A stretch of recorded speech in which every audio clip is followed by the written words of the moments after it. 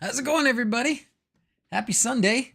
I want to ask a question. Do you guys notice when the music's playing there at the beginning, there's always a point where I guess maybe does this happen, where it kind of doubles up? Because I always open the video, I start the stream, and then I have to go to the stream and open it so that I can pop out the chat. And for that like second or couple seconds, I've got the music playing for everybody to hear, but it's also coming through my speakers. And then I open up the video, and for a second or two, there's like an overlap and it's off by a couple seconds, you know? And I always wonder if anybody notices that. You guys ever notice that? I wonder if it's even a thing. Maybe it's not even a thing. Craig is number one. Craig was first. Good job, man.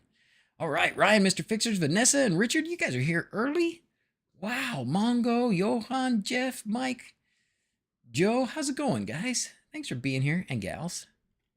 Guys and gals. Yeah, and it shows our new password. That's the spot, James. That's right. That's right. Turkey.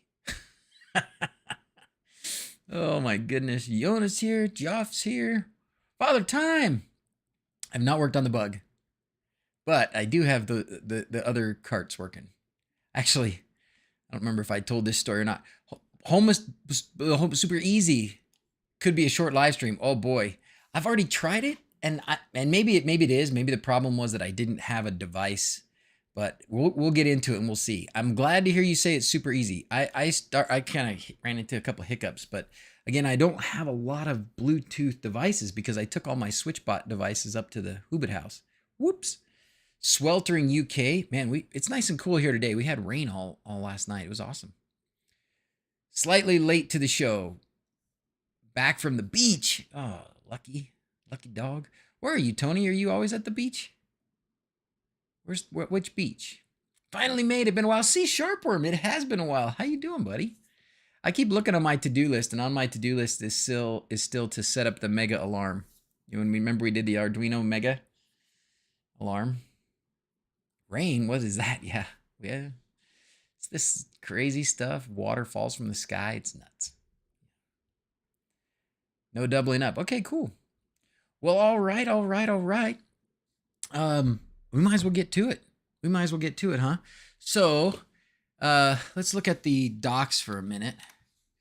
If we go back to the release notes from the latest version of Home Assistant, 22.8, the Bluetooth support. This is what we're going after today. First class Bluetooth support. Home Assistant now has first class Bluetooth support. Brand new Bluetooth integration provides absolutely amazing Bluetooth support to Home Assistant, including automatic discovery of new devices and the ability to push device updates. Integrations that implement device support can easily be built on top of these features, meaning we now have a solid base in Home Assistant to unlock support for many Bluetooth devices out there. So companies like Switchbot or some others that spend a lot of or rely a lot on Bluetooth to make things happen, can make their integrations for Home Assistant use this Home Assistant Bluetooth, right? Is that what that says? I don't have a single compatible device.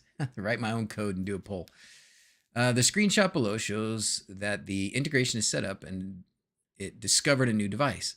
So I have the integration set up, but mine had not discovered any new devices, but maybe it's because I didn't have any new devices. 83 Fahrenheit. That's about what I am. Where am I? Oh, I'm on Celsius. 20. It's getting a little warm and it's getting humid. Okay, back to this. We don't want to get too squirrely too early. All right. A good example is Switchbot. That's one we're going for. Because of that is now a push-based integration, providing a much more stable experience. That is fantastic news. And I'm sure the Xiaomi BLE stuff is going to be really good too. All right. Well, suppose you're using this on a Raspberry Pi 4, you're using the supported Bluetooth adapter, or you're using a supported Bluetooth adapter, which is what, actually, that might be the other problem is I might not be using a supported Bluetooth adapter. I don't know. Bluetooth integration will work out of the box for new installations automatically discovered on existing setups. And these are all the great people that did a lot of the work. So let's go to which adapter do I have? When I put in, when I went to Amazon and I put in long range Bluetooth adapter.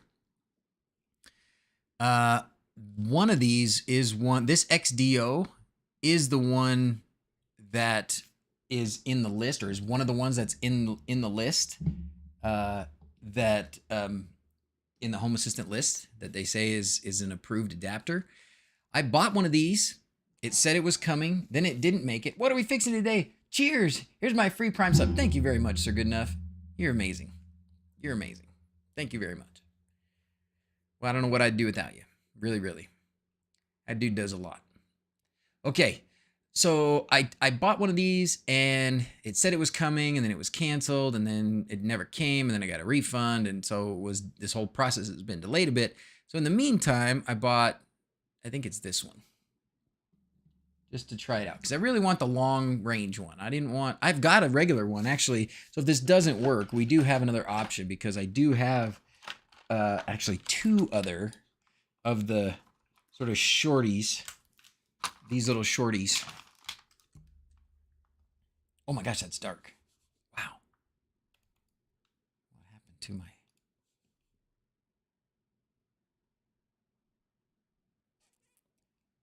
It wouldn't be a stream if we didn't have to adjust the desk camera at some point. Oh man, it looks horrible. Okay, that's better. Okay, sweet. Yeah, so I do have a couple of these, and one of them, I don't remember which one it is. I think it's this one, is on the approved list. So we do have a couple of other options, but we're going to try the long range one first, okay? Great. Oh, I did not spam PCBWay already. Thank you, Barry, for reminding. That's very good. Thank you, Barry. Save the day. Barry saves the day. Thanks, PCBWay, for sponsoring the video. There's always a link in the description of the video for the PCBWay website and for a coupon, which there was going to be, I don't remember how many uses they said that coupon had. There's a limited number of coupons of uses, and then we just get a new one. So yeah, if you need 3D printing, if you need custom PCBs, if you need just some doohickey made, what else do they do, guys? CNC, 50 uses. Thank you very much, Sir Goodenough. 50 uses for things like injection molding, sheet metal folding, like pretty much anything that you need created. They've got like a full-on factory. I need to get more stuff. I'm always too busy doing it myself here.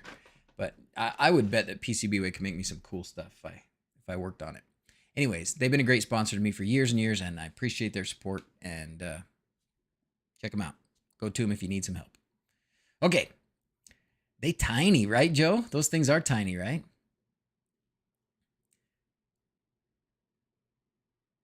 Where do I have my coffee?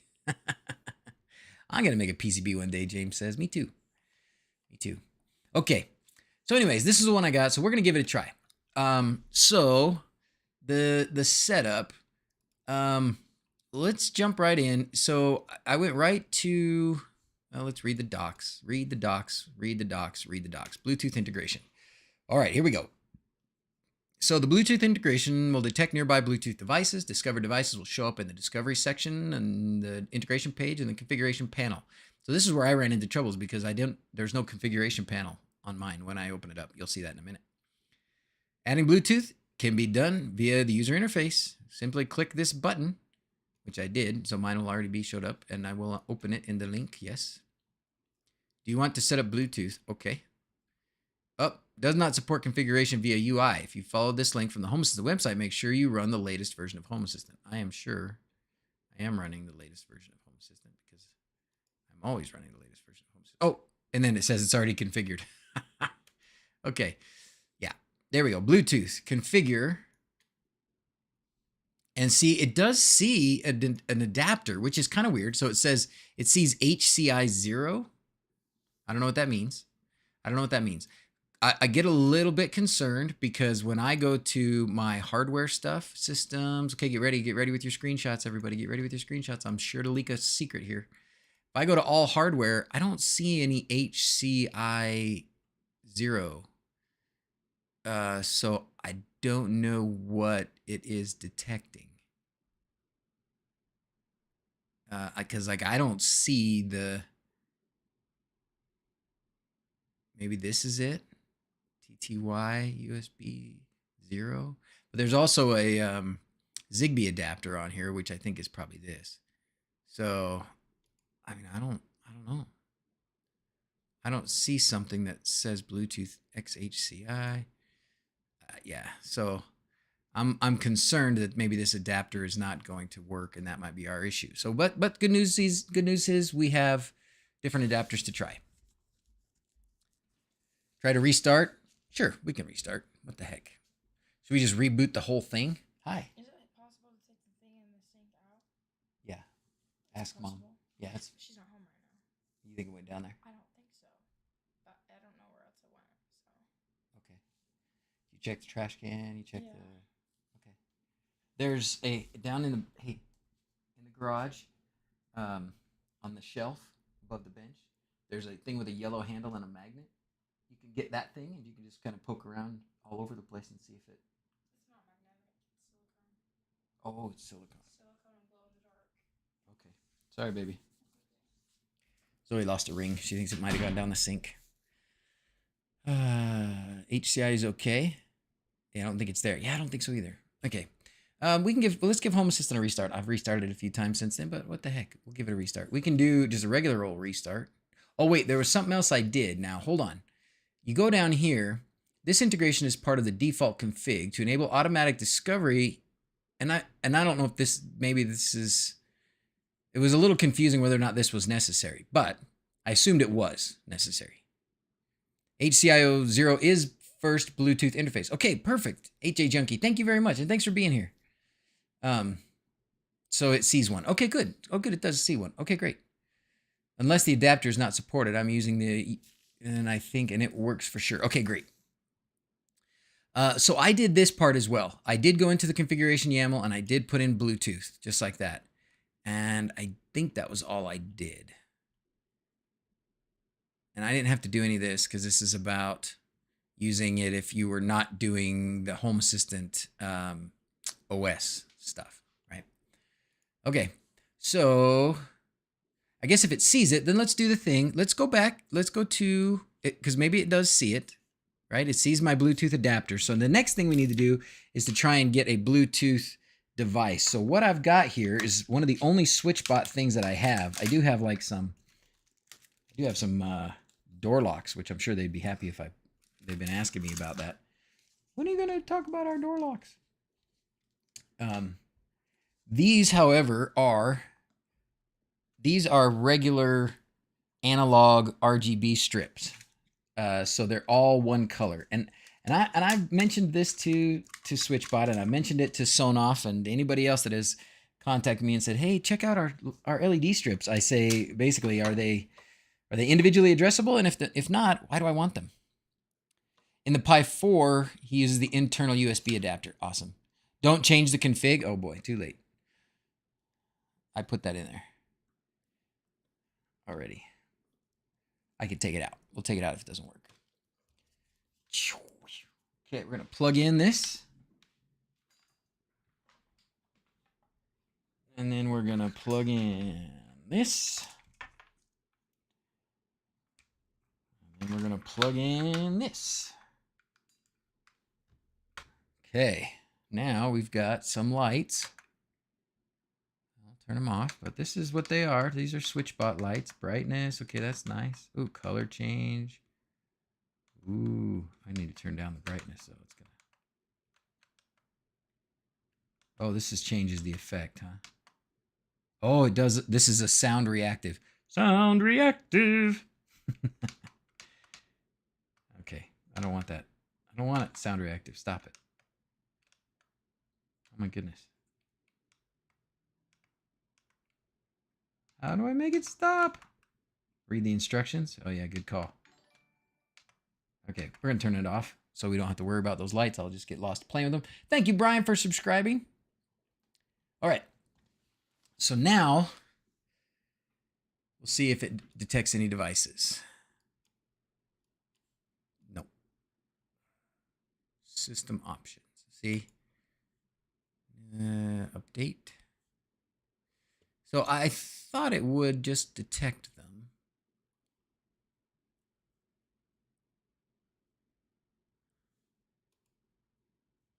I can look on my phone, which I left downstairs. So no, I can't look on my phone. I was gonna look on my phone.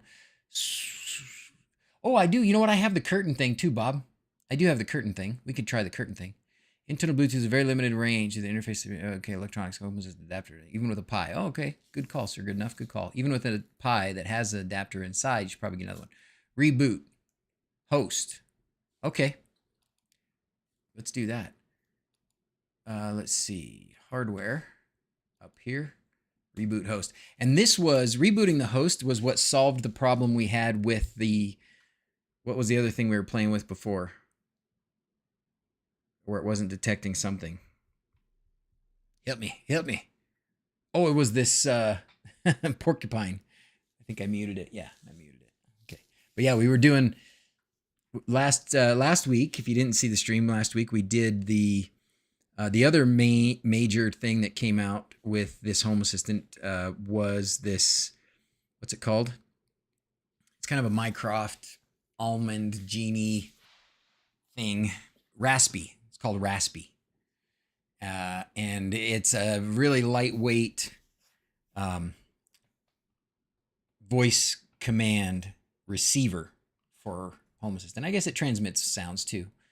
So it'll respond back to you and stuff. And actually, we should probably play with that again today too. Maybe that's something else we could do. When I get my error in the integration to clear, I still do not see the Bluetooth devices discovered. Man. Thank you, Barry, for reminding me. Took a few minutes for the device to be found. Okay. Try to add Switchbot integration. It says no devices. Okay. While we're here, I will grab that because I do have a Switchbot curtain thing.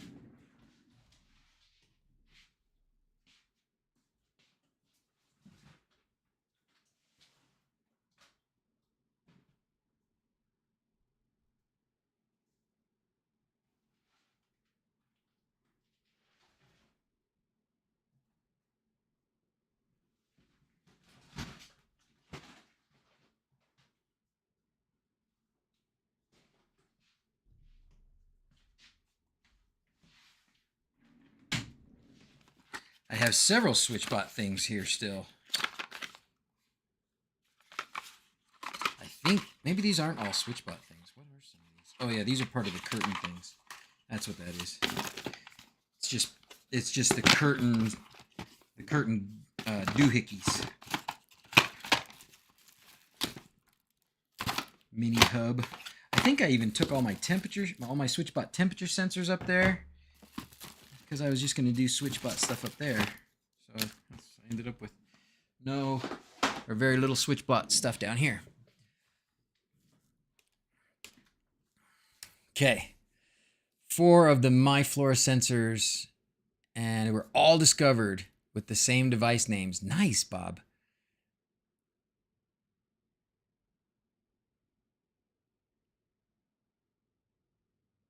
Do MyFlora. So I don't have MyFlora.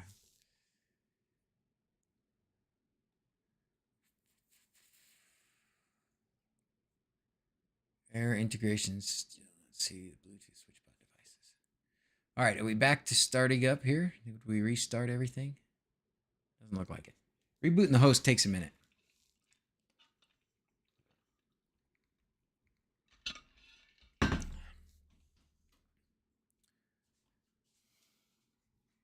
It was in my shorts right here.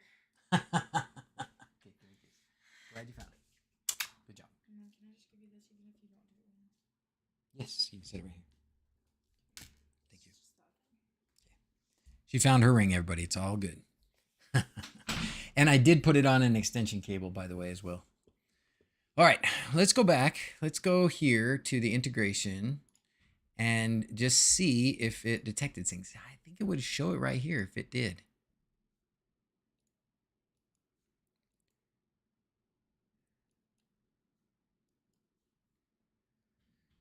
But maybe you have to have the integration. like the device thing, like Switchbot. No unconfigured devices found. Yeah, this one's still coming on. Do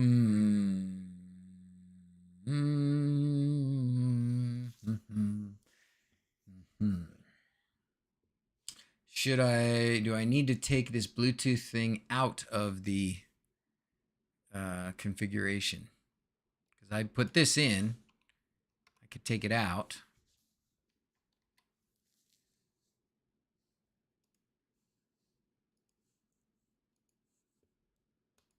Restart Home Assistant again. What other ideas do you have? Is there a way to put the device in discovery mode? Oh, that might be a point. That's a good point. Yeah, that's a good point. Good point. Good point. Good point. Let's see. What did I do with the box?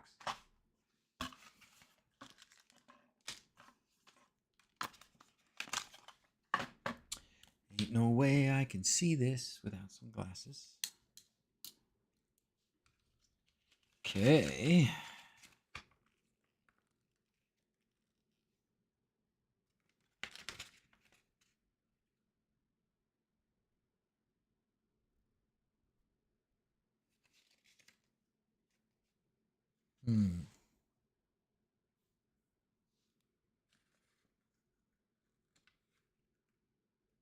Power on off. Brightness control. Music mode.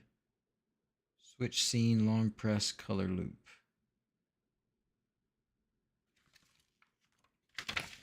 Nothing about putting it in pairing mode, which is weird. If we just hold down the power button for a minute, maybe that'll do something. Nope. It is nice that the buttons are labeled.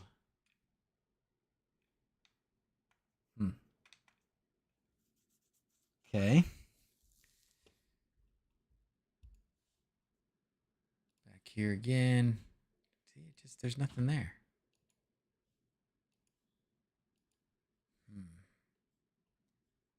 And then if I try Switchbot again,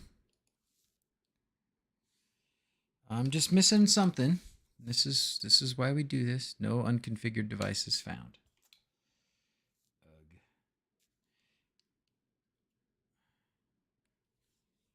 All right, we're going to turn on this. Wait, what just happened? Oh, wow, did you see that? I turned on the Switchbot, this thing, and bingo, it popped up. Configure, name, bot curtain. Password. Do I need a password? Doesn't look like I do. Ooh, okay. Okay. That was good. That was easy. Let's go here. Let's look at this device. Ooh, okay.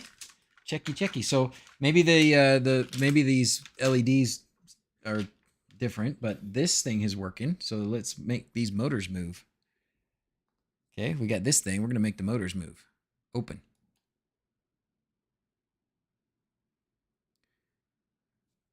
Cover open. I don't see it moving at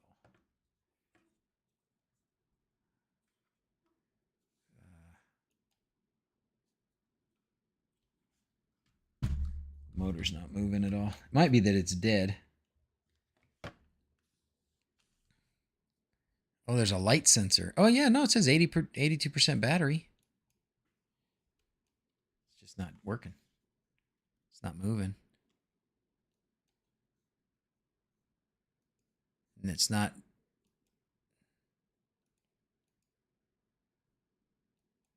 position. It's not doing a thing. Does anybody else have this working in Home Assistant? It was pretty cool that it discovered it. Only certain devices are supported. Are the lights supported? Probably not. Jiggle stick. That must be the case, is the lights are not supported. Because these things sure are. As soon as I've got another one here, so we can do it again. As soon as I press the button on this and kind of wake it up, turn it on. Okay. Last time it just popped right up here in Home Assistant. And Not this time, though.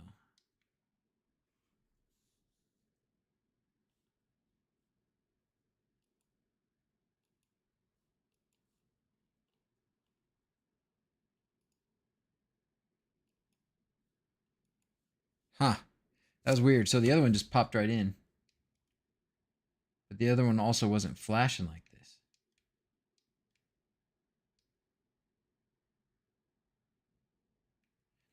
I don't like reading. I don't actually mind reading the documents, but clearly I don't like it. I found that onboard Bluetooth have very short range. Probably true. Mine is, I mean, this one's the adapter, long range adapter. I got this set up with my one Switchbot. It works, but takes about 15 seconds to turn the light. Is it connected to on or off? It also took a few minutes to actually find the device.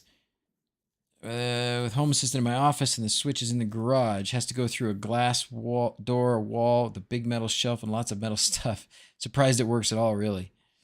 How's it going, Nicholas? Well, that's kind of disappointing. I wonder why it didn't. I didn't find this one.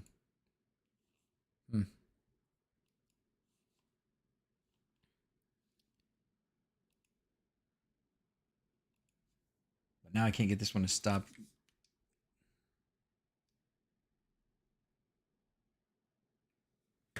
They're both flashing again. I just want to see what's going on. I wish I had more things, more Switchbot things. I don't think I have really any other Bluetooth. I have like hardly any Bluetooth things. Is the remote, maybe the remote's the Bluetooth part of this. That would be weird, but maybe.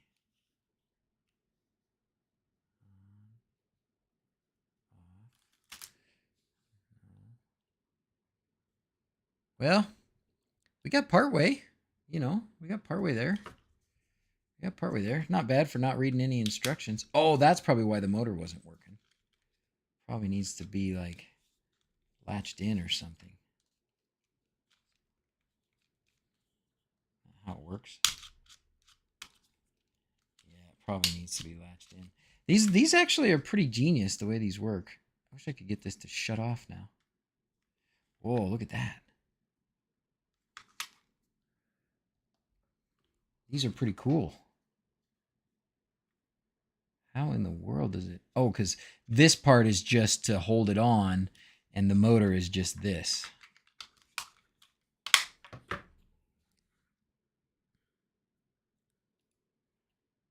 Okay, well.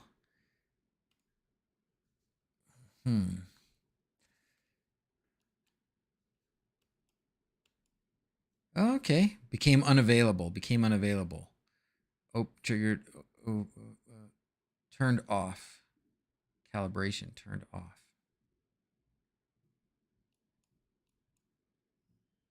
I would love to see this thing work. Come on, man. Might help to have the USB extension. I do.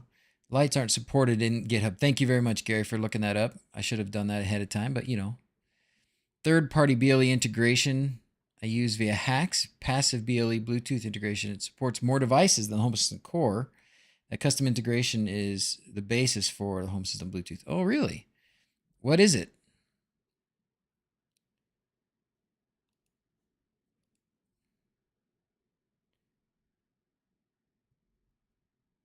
DistroTube? I'm not. Do I look like him? Get them away from each other and turn one off.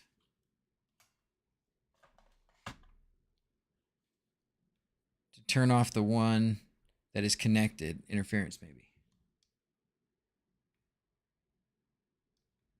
I would think that this thing should not fall asleep.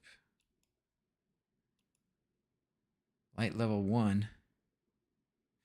Oh, because this is supposed to have a sensor on it too, right? Calibration.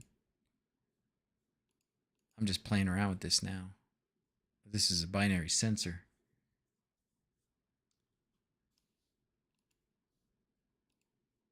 One entity is not shown. Ooh.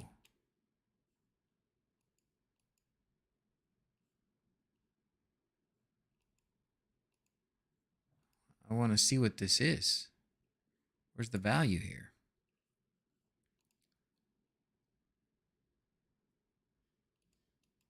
Dang. Well, last seen 6 minutes ago. Arthur, I would think that they would, but unfortunately, oh, this is the first time. Yay, Aldine. Let's do. We're gonna call this a fail. So far, maybe didn't work because you canceled the calibration. Maybe need to calibrate it via the app before it can work. That would require my phone. And I know where my phone is, but it's not here. Let's see. How can I get a message to everybody? I know.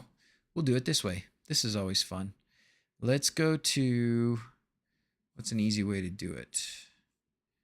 We're going to go here. And we're going to go to, well, we'll go here. We'll go services. There's probably a better way. Let's do it this way. Music assistant. Oh, no, music assistant won't work. Let's do this. Service we're going to do, is it notify? I can't remember how this works anymore. Because I have all these integrations, I don't usually type it in.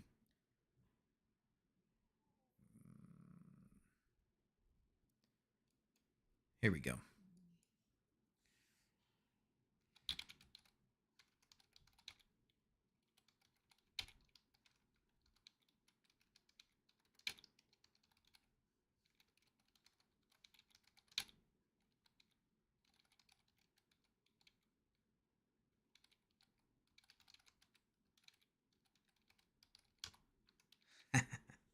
Let's see.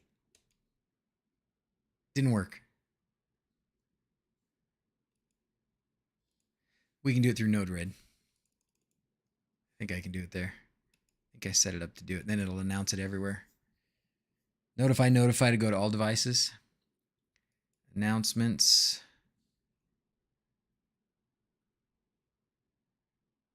Blank text-to-speech box.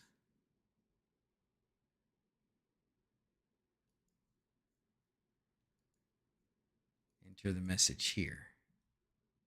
Done. Deploy. Send.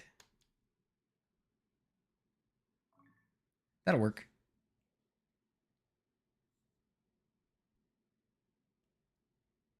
It's not working. Can someone oh, there it goes. Daddy his phone, please? It and hash 39. S in the closet in mom and dad's bathroom. All right. So Alexa Media Player didn't announce, which is kind of weird. Maybe Hex has an update for us.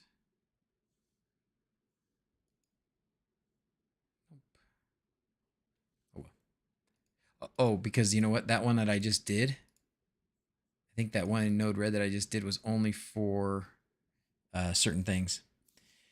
Eventually got around to 3D printing. Turned to my Ender 3v2 this morning. The screen panel won't show. Uh-oh. There's only a slight black light on the screen. Has anybody any ideas, please? Oh, no. That sounds bad. Yeah. I can't remember if there's anything funny about setting that up. Ooh. Oh, yes. What am I using for multi-room audio? Did the Pile speaker wall amplifier work? John says.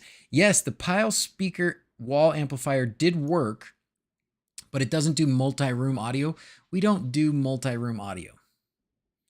We do individual room audio. We don't have like the whole house playing the same thing. Because either we'll listen to stuff, each person in their own room, or maybe we'll put the whole kitchen on one thing, or we'll put the backyard on one thing, but we don't have a whole home audio thing either. Ooh, sorry. But we're gonna do some unicorns.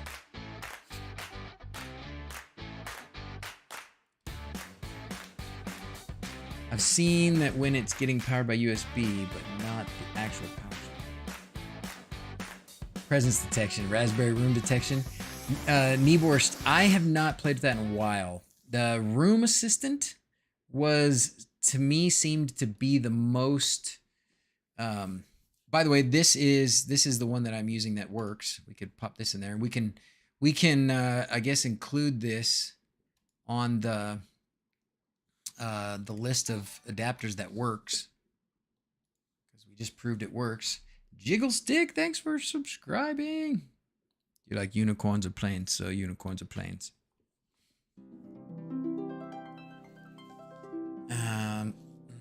Oh, it's about his printer, right? Okay. What else can we do? Nobody's bringing up my phone.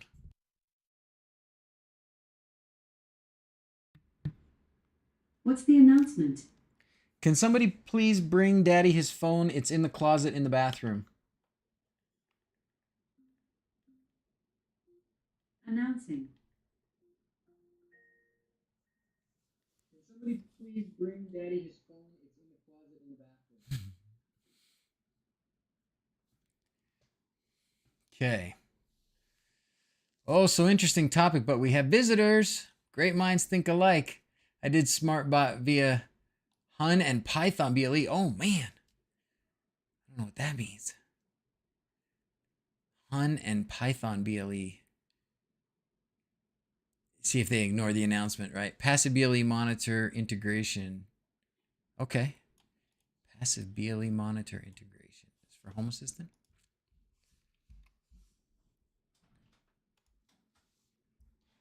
Thank you, baby.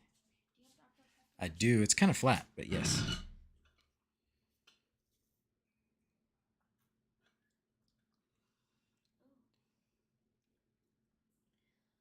Okay. So let's go to the Switchbot app. And we'll see if we can set this up. Bots nearby. Let's turn this back on again.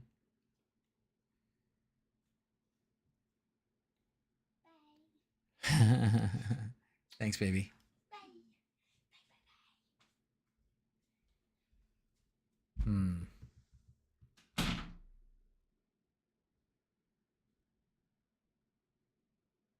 It's probably because my app hasn't really been set up. From Croatia. Awesome. Thanks for being here. Never mind. She knew where the Dr. Pepper would be. Yeah, she did. Bots nearby. See, it's just not even showing up. Oh, strip light. I found the strip light. Curtain.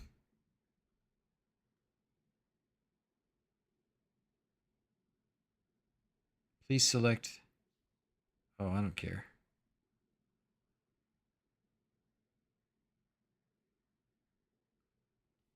All right, well, I'm configuring it in the app here. We'll see if this... Hey, okay, there, found one. We're going to say that it's on a rod. Okay.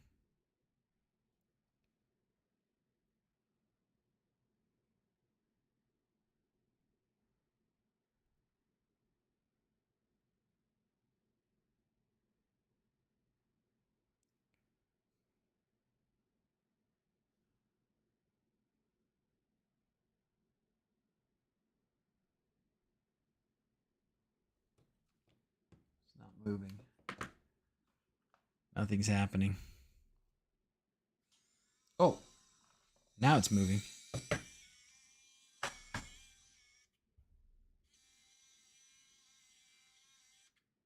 Okay, we're just going to pretend that it's calibrated.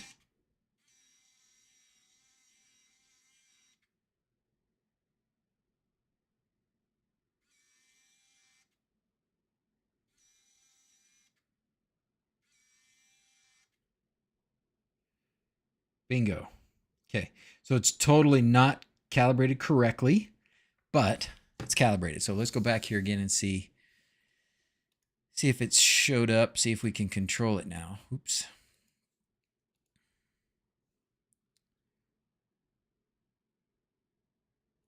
I don't think this was... See, this wasn't even the one.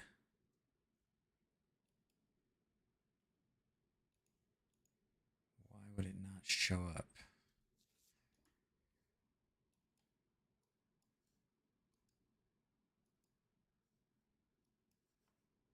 Anybody have problems like this? Anybody else? Just gonna do all the things. Oh, wait, here it is. Here it is. Here it is. I bet that's it right there. New device. There it goes. Now we got it. Wait, check it out. Where'd it go? Not there. Oh, there it is. There it is. There it is. Now it's here. Patience, my man. Patience. Jeez. Curtain bot. Okay. Now, this one we should be able to do. Go to the device, and now. Nope. What's going on? Calibration's on. Oh, there it goes. Just took a minute. I think it just takes a minute, huh? Yep, there it goes. Okay. So it works. It just takes a minute for it to respond. Which somebody else was saying, right? It was a little slow on the response. And that one didn't respond at all. There it goes. Okay. Okay. Well, you know, slight delay with Switchbot. Okay. There is a slight delay, but that's good news, though. That's good news. It's good news, good news, good news, good news. Okay, I'm happy with that. I'm happy with that. It worked. It worked. Yay. Oh, and it is delayed. Like when I was clicking it and it wasn't happening, so I clicked it again. Now it's doing both. I'm totally going to use these up at the Hobbit house too, by the way. Just in one spot that I can think of at least. Okay, sweet. Well, let's talk for a minute about what other Bluetooth devices are there. So the Switchbot, the little finger things, you know, the little boxes that put out the little finger and push actual buttons. Those are useful. I like those. What else? What other Bluetooth devices do you guys think are worth getting a hold of? Sounds like a baby raptor. wLED devices often take a while to respond initially. Once woke up, they generally work faster. In an automation, the delay is not a problem. True, Mark. Very true. Totally true. If you're not pushing the button and just looking at it, waiting for it to happen, if you've got an automation set up and the automation triggers, and then 5 seconds later it happens, that's no big deal. Totally fine. Plant sensor. Is that what those MyFlora ones were?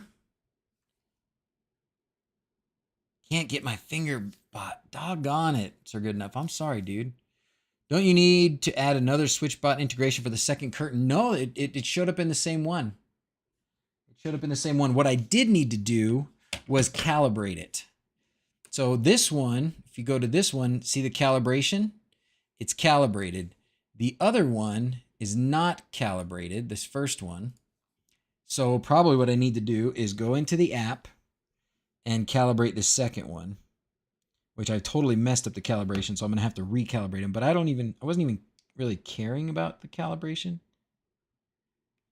I didn't really care if it was accurate. Let's go bots nearby. I want it to detect the bot. So I'm just going to leave it on bots nearby for a minute. MyFlora and Xiaomi BLE. What other BLE thing do Xiaomi make? MyFlora, huh? MyFlora sensor.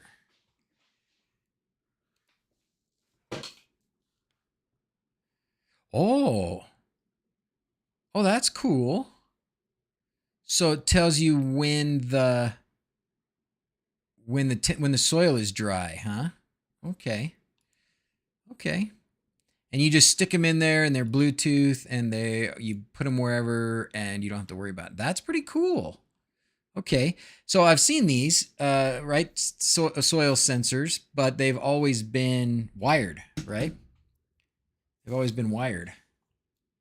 So that's cool. Okay, sweet.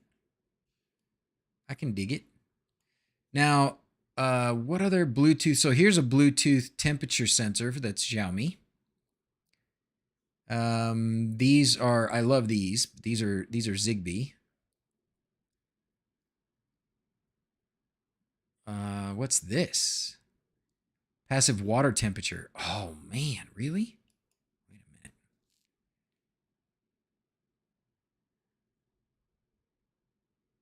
Home Me products. Oh, look at that. Yeah. That would be nice. And does it send it to, is it Bluetooth? Anybody know anything about this or something similar to it? I need something like this for the Hobbit house.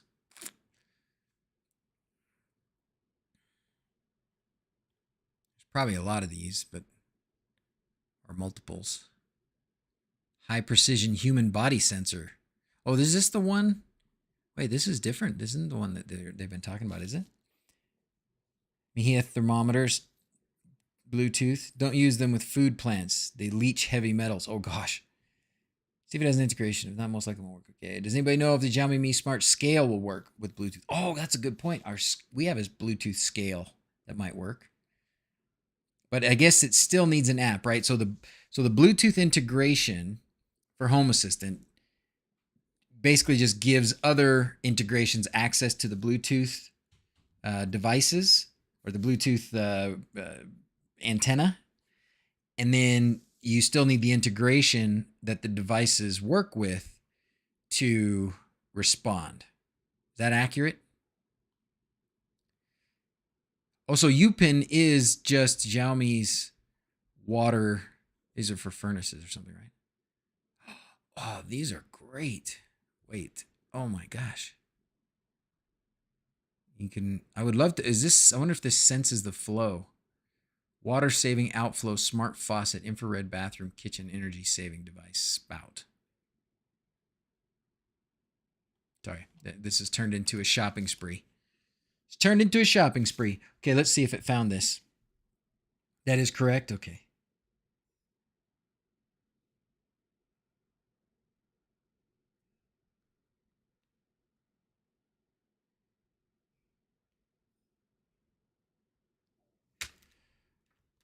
Let's go back to the Switchbot for a second here because it didn't find it.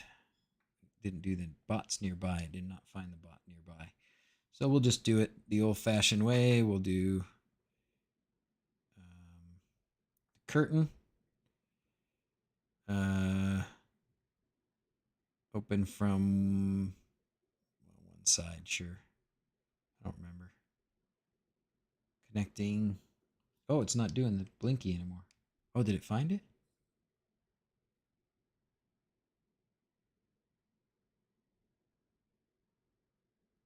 Rod.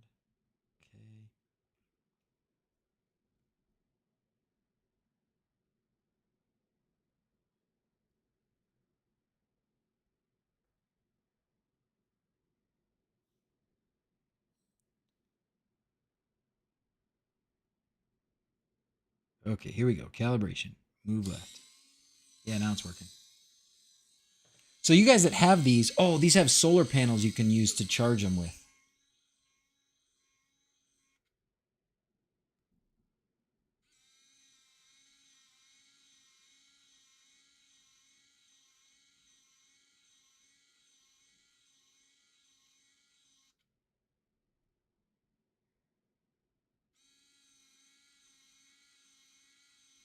Scott makes you do this thing a couple times.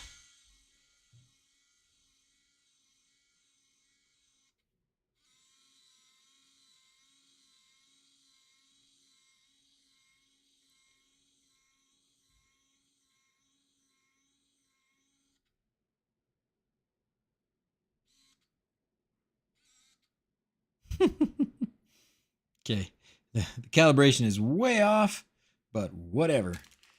So now, this bot curtain, the first one, should show, let's update it, because the calibration is now there, so maybe just need to reload the app here or something. Reload this. Oh, that was the wrong one.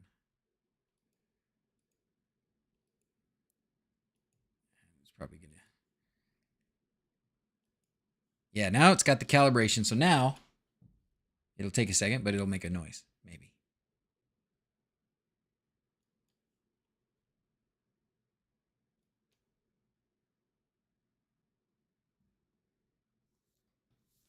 I've really messed up the calibration on this one. Where's the light sensor on this? It must be on the back. Must be that down there. Let's see what the light level sensor does. Okay, there it goes. It did move. I just turned on this really bright light because I want to see what this light level sensor. I want to see what it comes back at. I guess maybe it's already maybe level 2 is high. So let's turn it over and see if it goes down. Because that's also pretty useful to have the light level sensor so that it knows, okay, it's too bright, close the curtains, right? That's totally cool. Any chance with the LEDs? We could try them, but I think somebody said that on the GitHub they were not supported. I can set them up in the app, but I don't think that'll support them. Home Assistant team said something about the add-ons needing upgrades by the authors, right? I remember hearing that same thing, James. My main Bluetooth problem, I have to manually turn it on after every Home Assistant restart or error. Uh-oh. Does anybody else now, Sir Goodenough, you just run like Home Assistant Core, right? Or do you run like I don't remember how your setup is, but I know it's not, you don't use the Home Assistant OS. So there's where I'm sure where the problems lie, but not that you didn't know that. Probably jobs for tomorrow. My kind of screen. How's it going, Vanessa? In addition to the device integration, I believe the integration has to implement new BLE discovery by Home Assistant. Well, I'm pretty excited about that. That was a pretty good stream. Okay, guys, thanks for watching. That's great. That's great, though. That's really good news. So I will...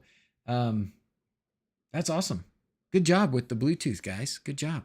So the other Bluetooth thing, so we were looking at this, right? Somebody said something about Bluetooth monitor. Oh, passive BLE monitor integration. This custom component for Home Assistant passively monitors many different BLE devices, several different brands. BLE monitor can also be used as a device tracker for BLE devices with a static MAC address or with the UUID. Whoa. Oh.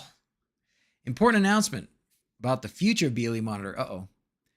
Home Assistant 22.8 has improved support for passive BLE devices directly in Home Assistant for each brand. Core BLE integration will be developed such that maintenance can be divided over more people using the latest Bluetooth packages. I'm working together with the Home Assistant devs to move sensors from BLE Monitor to Home Assistant core integrations. During the transition, BLE Monitor will still be available, but it is possible that the core Home Assistant Bluetooth integration will not work nicely parallel to BLE Monitor. If it is not working together, try to enable active scan in the BLE Monitor. My advice, when all your sensors are available in Home Assistant, make the move. The aim is to have all sensors moved into Home Assistant as core integration. After the move, BLE Monitor will probably be deprecated. If you want to help moving sensors to BLE Monitor, feel free to help. Check out the links below. Okay. Well, we're going to end up with, I'm sure, and maybe it's getting close already, but I would bet, especially with ESP32s, wouldn't it be awesome to have the ESP32s? Well, maybe this can already be a thing. Maybe it wouldn't matter with this. Anyways, the point is you want to know when there's people in a certain room, right? Or where you left your phone, those kinds of things. So the BLE detection thing has been something I've been tinkering with for a while. I'm sure some people have got it mastered. I have not got it mastered yet. Burnt your finger. TV and DrZzs soldering. Not a good combo. What are you soldering, Barry? Is that what you needed your PCB coupon for? Thanks for using it, by the way. That's helpful to me.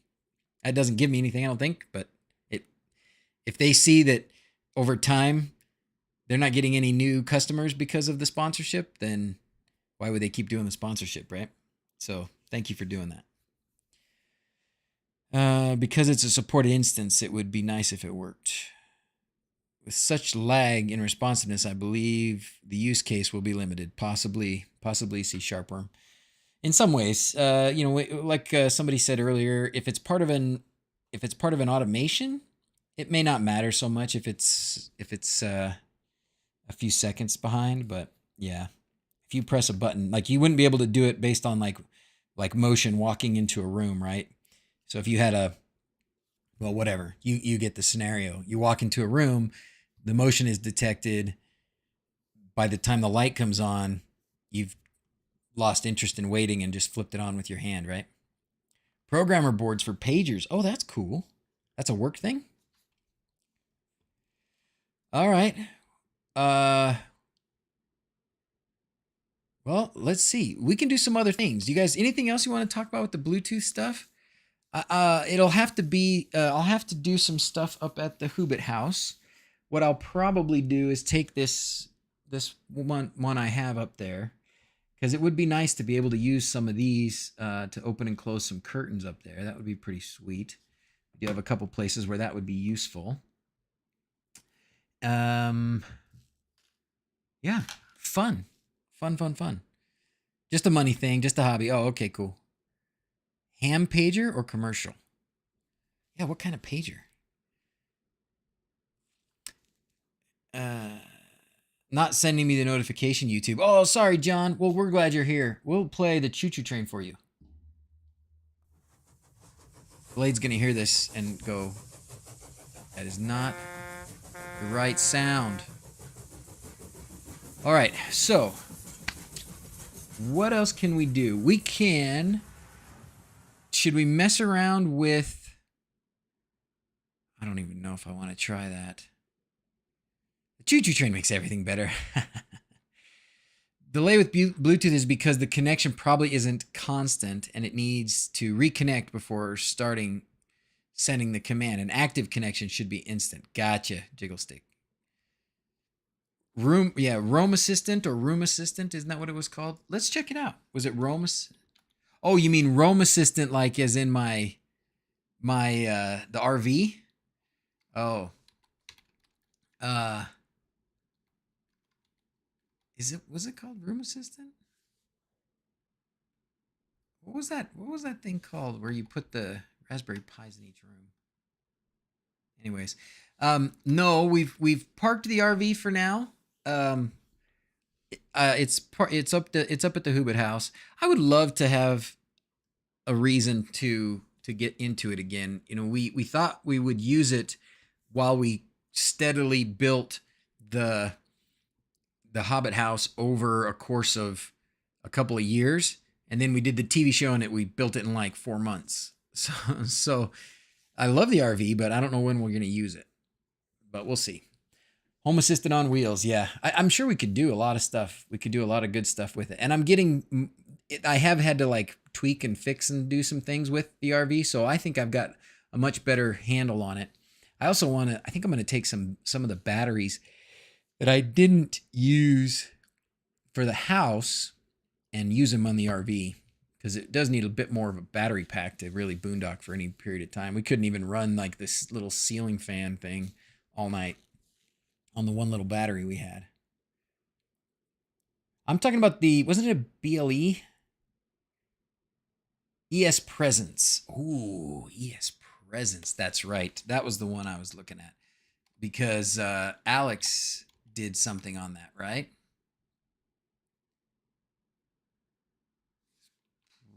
How do you spell it?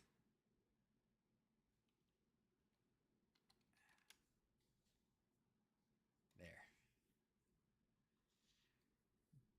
ESP32 based detection node for use with Home Assistant for localized device presence detection. Rewrite of ESP MQTT room. Optional sensors: PIR, radar, temperature, ambient light, weather, weight. Installation page. Quick start. Yeah, see, I knew, Alex, I remember I watched this. I didn't know there were so many others. Great.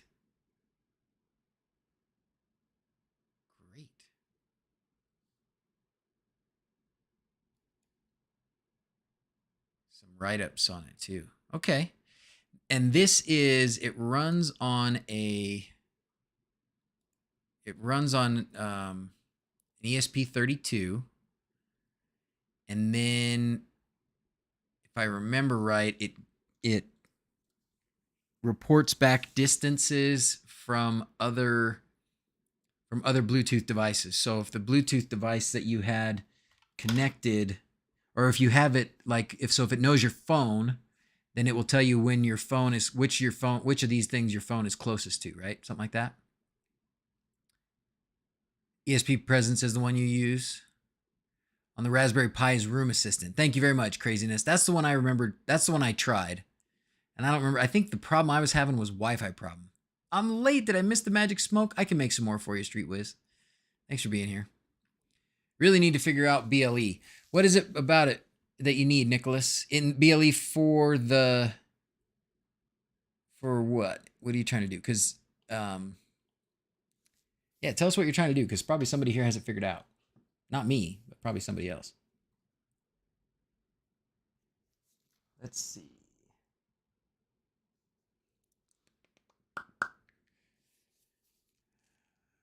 Will that run in M5 stack? Good question. I don't see why not. I mean, the Bluetooth part of the ESP32 is built in. So even the M5 stack ones should be fine. You might just have to give it a try. Either proceed with the automatic firmware installer via the web browser or do the manual. So this is how you would install it. Yeah. Oh, yeah, totally. Look, M5, Atom, Stick, or C+. So yes, there's the answer to your question, Bob. Right there. So standard would be probably for anything else, like if you're going to use one of the Quindor ones or something else. Probably have to turn on Bluetooth beacon in the Home Assistant app due to the Mac randomization for phones. Oh, okay. OBD reader for engine codes. That would be, so you want an integration in Home Assistant that reads the OBD. You have a Bluetooth OBD thing to give you the error codes. You must have a lot of car problems, or maybe you work in a shop. Is the bug still around, Mod BZ? My bug? My yes, it is. It's still around. Somebody has written in dust on the window, "Fix me." It runs. Just doesn't. You know, I've been spending money on the kids. I'm doing stuff for the kids. I haven't got to spend as much money on myself. I've been more giving than receiving. And then now we've got Dawson's Chevelle is going to be the next big non-Home Assistant, non-LED project that we do around here. We got a motor coming, and oh dear, dust out the violins. Speed, RPM, gas mileage. Bluetooth OBD readers are awesome. I have one, but I usually just put it on and then take it off. Do you guys leave yours on? Do you guys leave yours in the car all the time? I usually connect it if I want to know something. Always wanted an Olds 442. What you need now, 4Tracks, is LS. It's all LS, man. All LS. So that's what we got. We went on eBay and found an LS, and it's on its way. And for what I paid for it, I could have got the kit for the bug from EV West. The other thing to tell you about, for what it's worth, you guys probably aren't quite as interested, but it's the golf cart. You know, I did that video about the golf cart. We made the golf cart really fast and stuff. Well, the golf cart died. I don't remember if I told anybody this here, but some kids were riding it, and whether they did something to it specifically or whether I had just set it up to fail, the stock motor was getting way more current than, or was, see, I don't think that's the thing. Like it's not that it's getting more current. Like it would have to draw more current, but there was nothing to limit how much current it could draw. So when it got kind of stuck, or when they put too much weight on it, or did something, it melted. So I took the whole motor apart, and some of the little copper bars on the, what do you call the part in the middle? Is that the stator? I don't remember. The armature, stator. I don't remember which one's which. But anyways, the inside part that spins has those little copper bars, and a couple of them were just flat out melted. And so I looked into rebuilding it or getting a new one, and just decided to buy a new motor. So car detection. Oh yeah, car detection. Totally. The stator. Thank you, 4Tracks. The commutator. Those are both great words. A lot of people buy one per car and leave them in. It's probably smart. I should probably do that. K-swap the world. What's a K-swap? Armature is the part where the brushes touch. Oh yeah. Well, the armature is where it melted. That's for sure. The armature is where it melted. Just for the miles per gallon, diesel, etc. I have a diesel heater in my camper van. Sharing the main tank with the engine would be handy to read the OBD codes for sure. For sure. Well, I bet it can happen. And in a situation like the RV, where if you have that OBD Bluetooth plugged in, and then you've got a Roam assistant, home assistant in the RV, with this, it's not probably here yet, but it'll come. It'll happen. It'll happen. And it would be great if it like every day when you pull into the garage, if Home Assistant detected not only the presence of your car because of the OBD sensor, but all the other things. It can download whatever other information is on there, especially error codes. I think that's the most important thing. Give you an idea of some things. The turbo encabulator. The turbo encabulator. That is a great word. Roam Assistant, is it a thing? We invented it. We invented it a while back because I was going to do Home Assistant in our RV. And it never made it to high enough on the priority list, but it's still a thing. We also called it Hole Assistant because I was building a wHobbit-Hole. So the one up at the Hobbit house was Hole Assistant. But, got to be a little careful.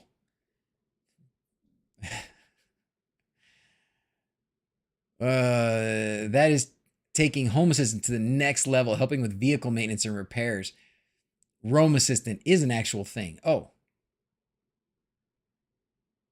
It's not just a name that we gave to Home Assistant when we went outside. Roam Assistant is an actual thing. Actually, now that you say that, C# Roam, where is Roam Assistant? What is it?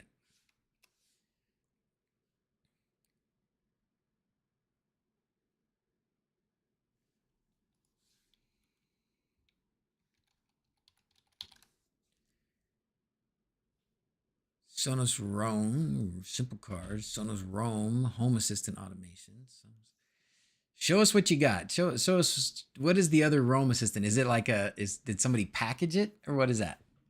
Risky Google search. Yeah, Hole Assistant is a risky Google search. That's why we changed it to the wHobbit-Hole. Ambificent lunar wane shaft on those things is swaggy.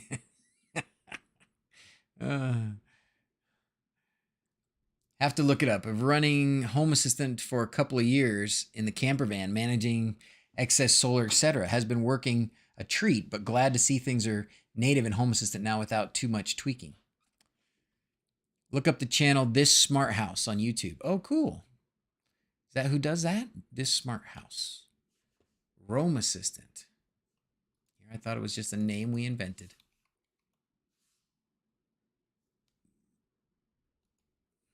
Got a website. Why do I not know This Smart House?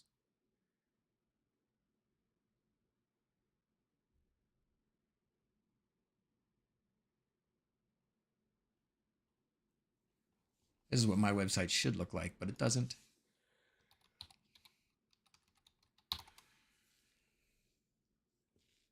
Maybe he doesn't. Oh, for OBD. Oh.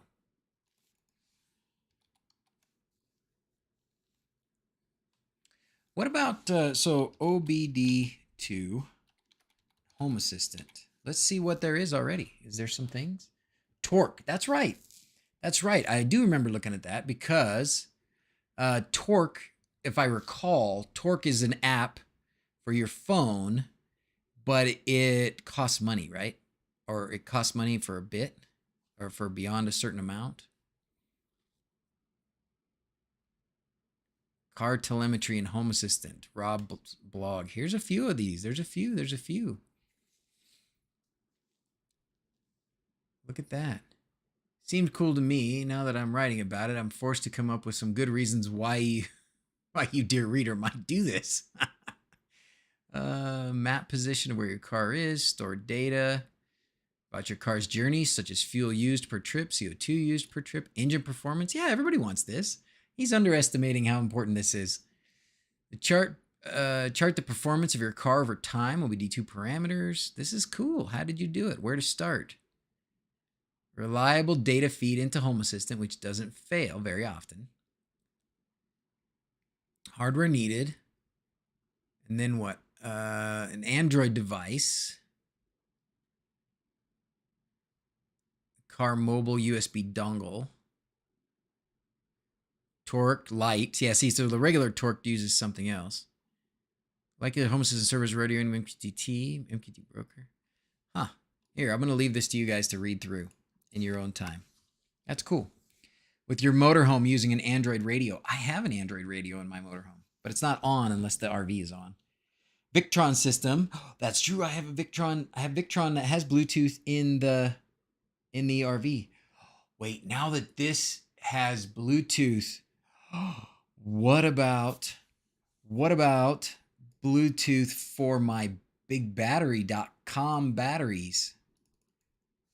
Because there's a lot of BMSs, a lot of battery BMSs use Bluetooth. They don't have Wi-Fi, but they use Bluetooth. Wow, that's a serious piece of hardware right there.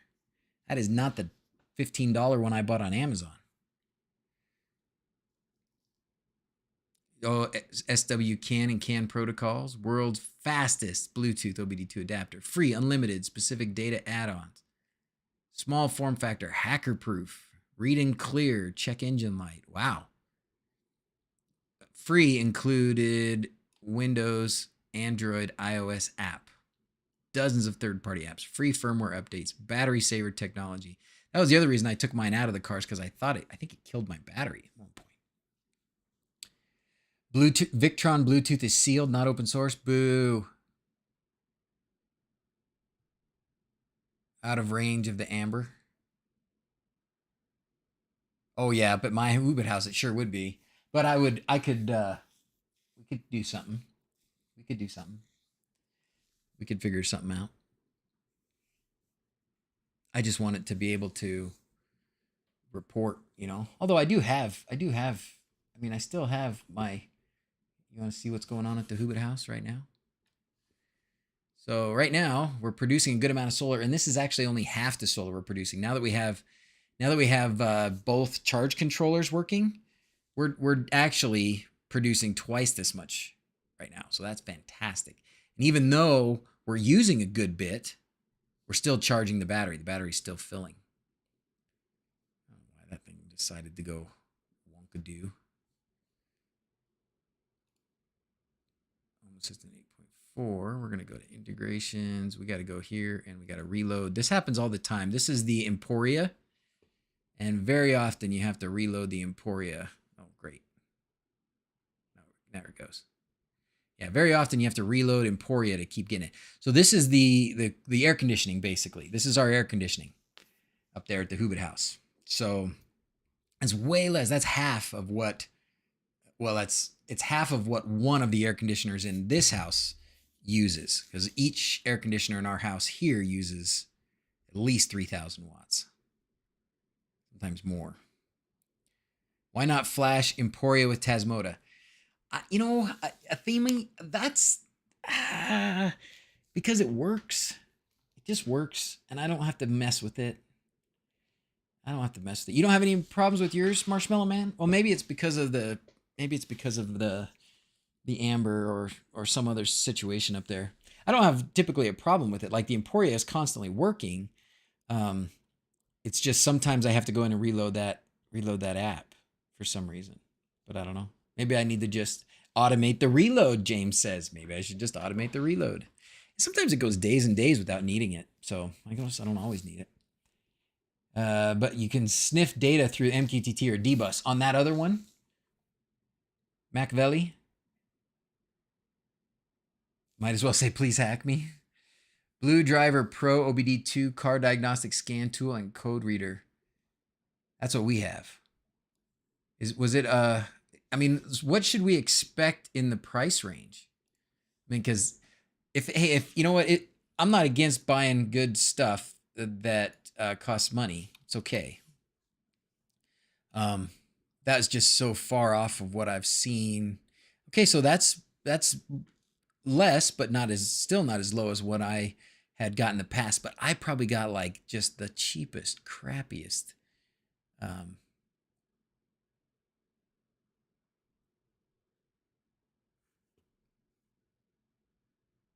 Oh, and that's on a lightning deal right now. Lightning deal, lightning deal. Here, if anybody wants a lightning deal, go, go, go. Well, I'm sure that if these are in that price range, you know, $100 plus price range, that's probably a better, it's probably a better thing to do than to buy the cheap one like I have. But especially if you want it to do, yeah, mine was like $15. Yeah, same here, Travis. Same here. But it doesn't probably do all the super fancies. It doesn't probably do all the super fancies. Let's do the midstream PCB way plug. I tell them they will get at least 2 plugs, maybe 3 if I can remember at the end, but I often forget. PCB way sponsors the video. They sponsor me. They take good care of me.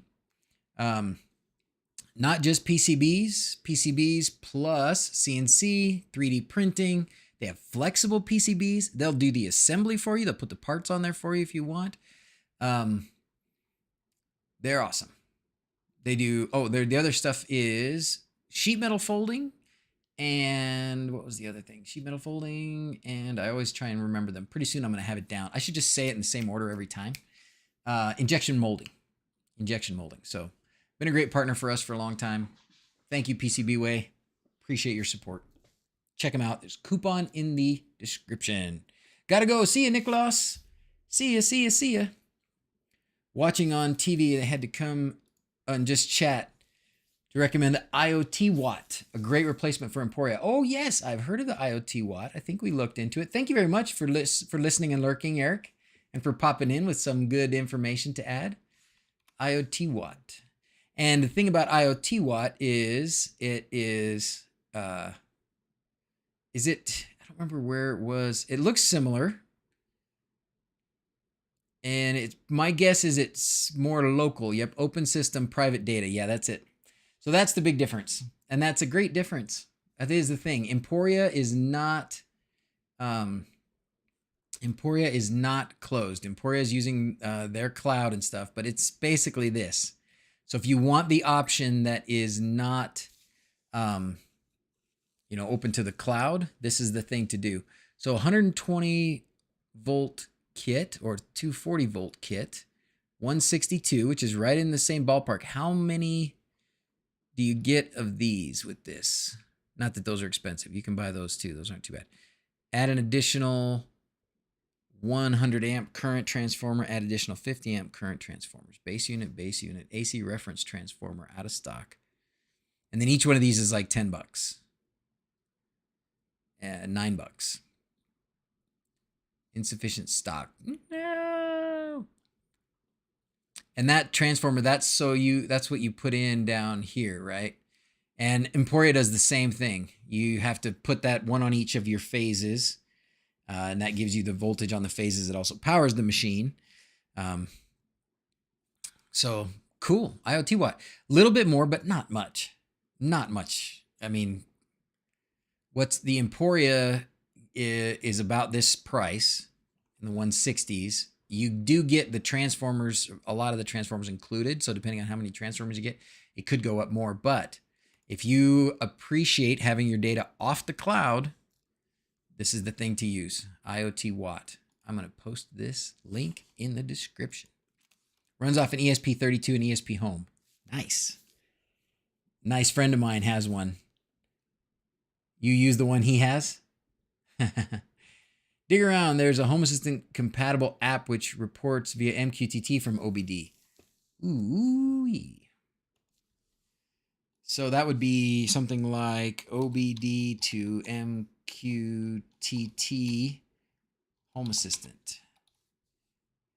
So it runs off an ESP32. This one does. OBD2. Pull data from your car into Home Assistant and Tasker. I want to watch the video, but my new Android app Bridge and Home Assistant. Aha! And that's back to that car telemetry thing kind of too. App periodically collects data from the cars using Bluetooth OBD adapters. These data are published on MQTT following Home Assistant convention. Home Assistant MQTT broker can be private or public. Interesting. Very cool. This was way back in 19. Personally, I have a local server, my LAN. You'd be working the net connection to your vehicle. You need a working net connection. The easiest way is hardwired. Old Android phone with Bluetooth. Car and Android. Use the MLE adapter.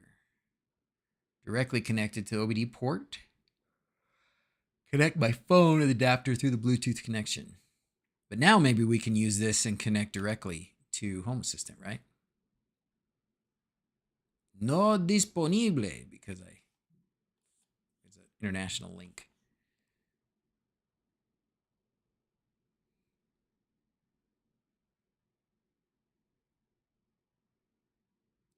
Faint device to energy monitor. Oh, it's a Zigbee one, huh? IoTaWatt has a native integration too. Nice.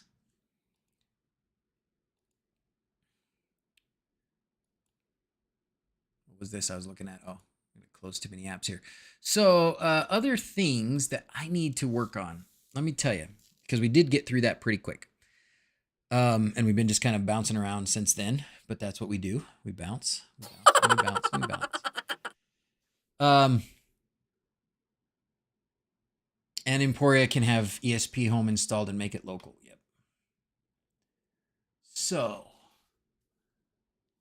a couple things I need up at the Hobbit house. One thing I need, which I've already created, sort of, is a Home Assistant Switchplate 1. HASP1. Do any of you guys use these? The HASP1? You know what that is? Heard of it before? It's been a while since I talked about it. I like to keep these links open because I look at them afterwards. HASP1 used to be just HA Switchplate. That's what it used to be. Luma has some really simple to follow videos. There's no reason for me to ever do another HA Switchplate video because his are just so good. But basically what it is it's a next-gen display, which is the same display that is in the Sonoff NS panel, which I don't know. I'm pointing because I put the NS panel, the first version in the wall here. But the new version may be something different because now I haven't read all this stuff about it, but I hear it runs Android instead. So I don't know what that's about. She who must not be obeyed approves. The Android radio via USB port. So these are pretty slick. I mean, I don't use them as much as I want to. Like I use them. Thank you very much. Oh yes, there's a Discord. Thank you, sir. Good enough. There's a Discord and the haswitchplate.com website. Awesome. Thank you, sir, for sharing that.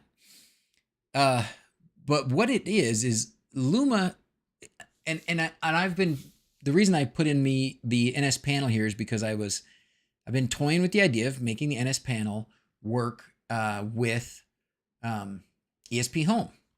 So 3Ative, who's frequently on the stream here and was last week, he has gone through that process and has made some videos about it, and they're pretty easy to follow. It's not a super simple process. And the part that's not super simple is managing the touch display, because there's a whole separate software that you have to use to create the file that communicates between the display, the touch display, and the ESP device that then transfers that information to Home Assistant.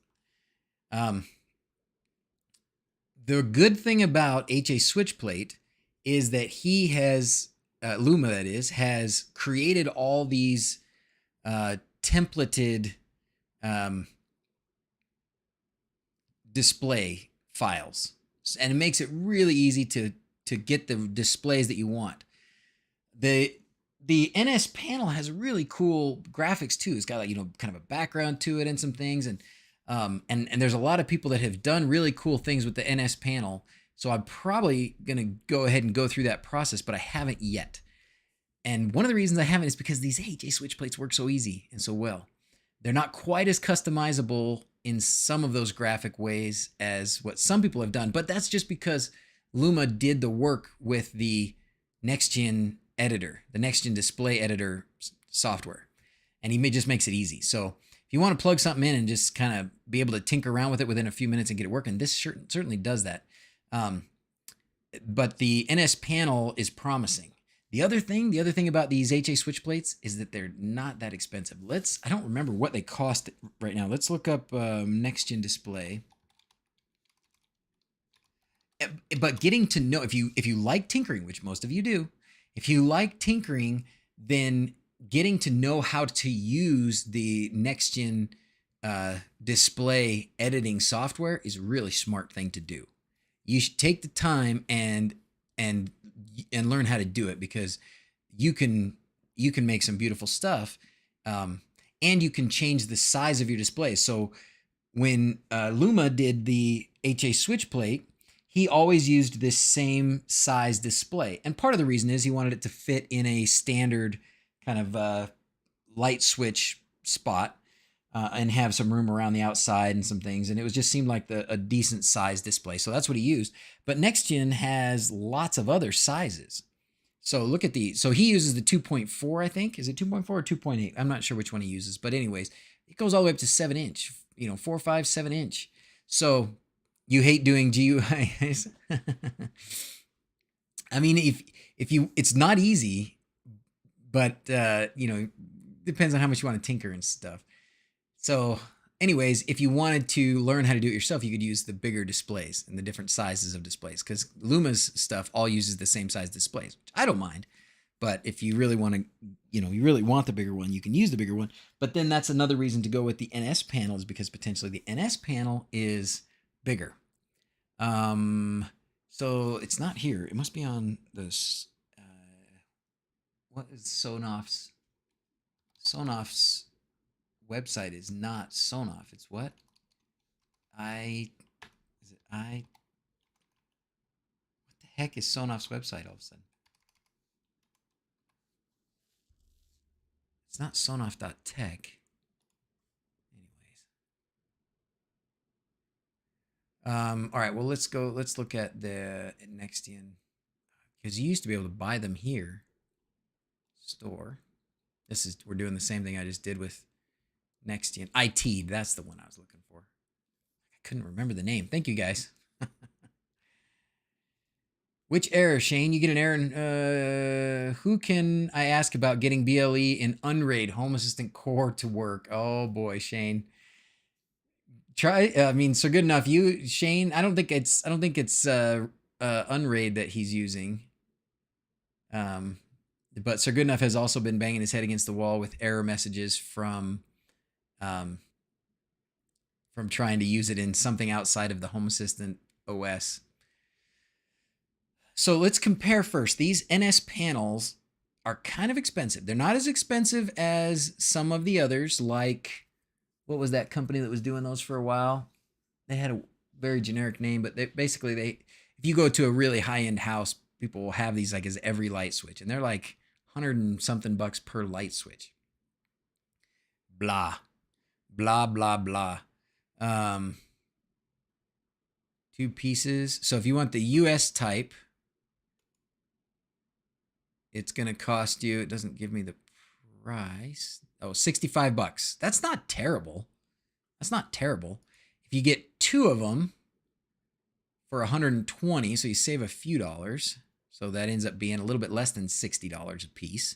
So you save a little money if you buy 2 of them. The EU ones, same prices. Okay.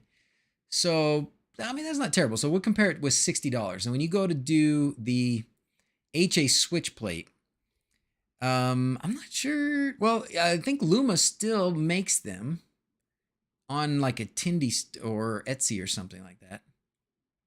You can buy an assembled device here. So let's see what he sells them for. 70 bucks. So that's actually comparable. This one may have like a display or whatever. And of course, Luma's not a factory. He's a dude that just puts these things together. But that's kind of cool. Yeah, and he'll probably give you this 3D printed case with it, I think. This also has, the trick about these is they also have a 120 to 5 volt power supply in there. So you connect in your 120 and that supplies the ESP device, which is probably still an ESP8266, which is probably what's in the NS panel as well. So that's good. I'm glad to see that, because I was thinking that this would be, that would be actually, I was thinking it would be worse, but that's good. Okay, so great. So they're comparable. These, now they do have a new one. There's a new NS panel, which is the Pro. And I think part of the problem with the Pro to me is it doesn't have these buttons. I actually like the buttons. I like having an actual real physical button you can press. With the new NS panel Pro, which I don't think is out yet. There are no buttons. I think it's a full-on touch display, but this is the one that people were saying runs Android. Do you guys know anything about this? $70, still not bad. Early bird, special sale.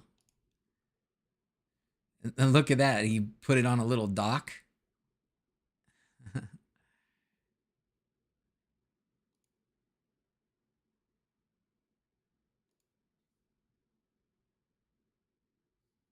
Throw in a camera or a sensor bundle.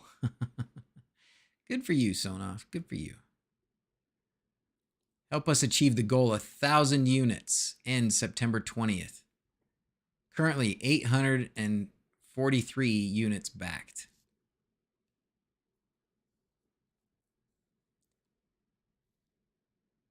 Check them out if you want to try one out.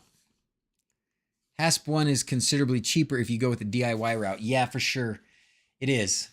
And the HASPone, the other thing, so I have one of them that uses the power supply, and like he has a custom circuit board. So this is a great reason if you go, my brain is not thinking. It's probably because all I've eaten is like a handful of cereal so far today. But he uses a custom PCB. So this is a custom PCB, a time to use a custom PCB from PCBWay. Or you can buy one. Let's see, he probably has a link to some, he has the PCBs. So he has the PCBs, or he has the files that you can use to have your own made. I had PCBWay make me a bunch of these a while back, and I still have them. And on those PCBs, you can solder on headers for the ESP8266, or you can solder it right to the board. Then you can also solder on the mean well thing. There's also, this is a temperature sensor and a resistor, and this is for the display. So you have to solder on the connection for the display, or solder on the wires for the display. But really, all you have to do is what I did here, and that is you just take the display and the cable that it comes with, and you connect it with, 3 wires? Well, you need plus, minus, and then you need RX and TX, basically, from the ESP8266. And that's really all you need. And then with this, you just have to power up, this with 5 volts, and it'll work. That's all you got to do. That's all you got to do. So that is really cheap, because we know an ESP8266 is like, what, $3 or $4? So then it's just a matter of where do we get the displays. So let's look at the price of the Nextion displays. Raspberry Pi, Arduino HDMI display. I just want, maybe this will be including free UI development software. Yeah, that's the Nextion editing software. Basic series 2.4. Yeah, this is probably what we have. I can't remember what these cost, but I want to say they were about $18 or something. Yeah, there it is, right there. That's the one, $22. So probably the absolute cheapest you're going to get to have something like this, and this is fully doing it yourself, is going to be $22 plus the price of an ESP8266, so say $25. So for $25, not counting whatever shipping maybe, for $25, you can get something that will function like the NS panel, or it will be an HA Switchplate HASPone. And that's what I want. So we've had people staying up at the Hobbit house, and I want them to be able to see some things and control some things. And this is how I'm going to do it. I want them to be able, and I've already actually programmed this one. It's just it's set up to connect to the Home Assistant up at the Hobbit house.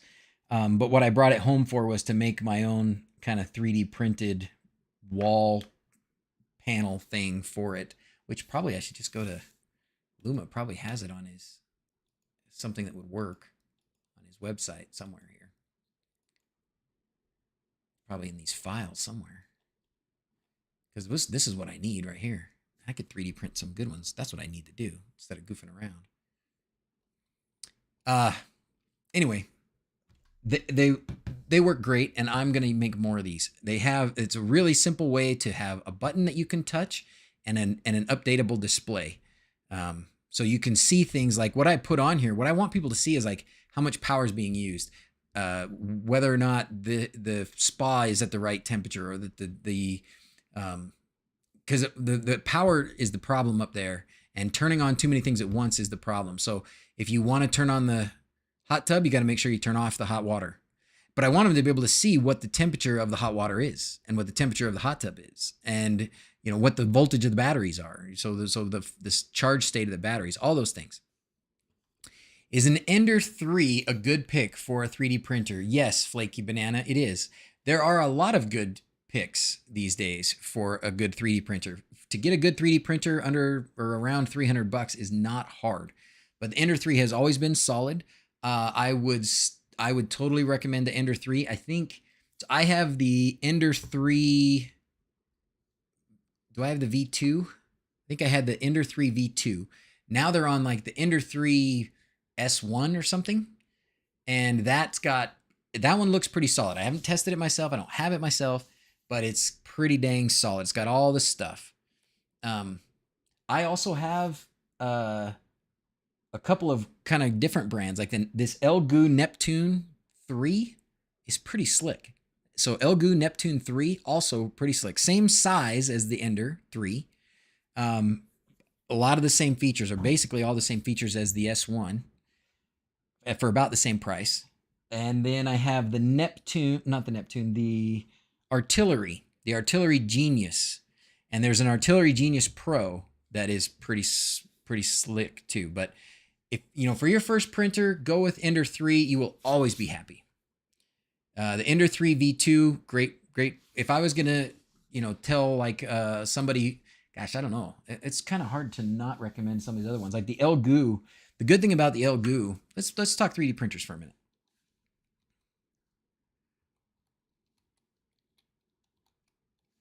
Neptune 3.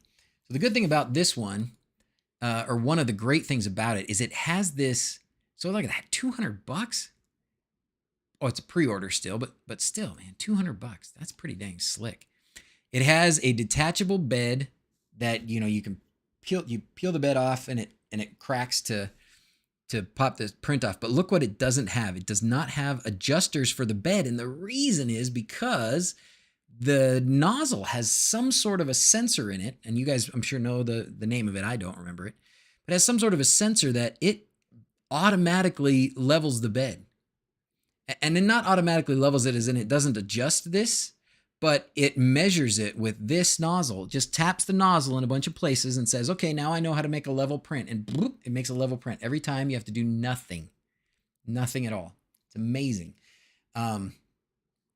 What else does it have? It does have filament runout sensor, which has saved me at least once. And that's the typical stuff. I mean, it just works pretty well. It works pretty well. The other one, the Artillery, not Sidewinder, Genesis Pro, or Genius Pro. So the Genius Pro is in the same category, but it doesn't have. Whoa, it's playing music. Oh, thanks. Copyright violation. Yeah, copyright violation. Copyright violation. Copyright violation. This also has auto bed leveling, but it has it because it has the BL Touch thing next to it. So it doesn't do it the same way. One of the things I really like about the artillery is the way they did cord management on this sucker is amazing. And the way they put it together and the cord management, it's amazing. And it does have 2 Z-axes, which might not be quite that important, but it is. And it has a direct drive.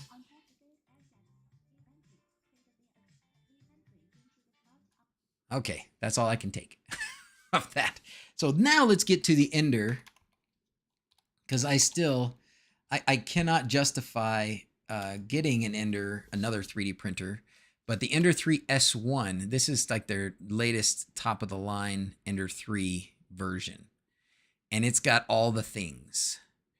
It's got all the things, but it uses a BL Touch version as well, right? That's what this guy is. So it does do auto bed leveling, but it doesn't do the bed leveling like the Neptune does. The Elegoo Neptune has it like installed in the nozzle. So you don't even have to like get it close. Like these kinds of printers, the artillery, you have to get them kind of close and then it'll do it. Then the BL Touch is what you use. But with that Neptune, it's just been pretty nice that you don't even have to adjust the bed. What else does this guy have? Dual Z-axis, direct drive. Looks like they used a ribbon cable, which is really smart. It looks way better to use the ribbon cable. That's what artillery does. That makes it look a lot nicer than just the cords in one of the wrapped cord management things. Looks like they're doing some stuff with design. They're updating the design a bit. It's got a little bit more sleek aesthetics to it as well. How much does it cost? Woo! So it's a bit more expensive, the S1. And this is actually S1 Pro. I think there's just an S1 out there in the world as well. Anyways, I can't buy any more 3D printers. I have 6. It's a lot to say that I use 3 of them at a time, which I pretty much do. One of them I thought came with dual extruder out of the box. That was, yes, it does. That was the Sharks or the Max. I use it still, but I've never used both nozzles.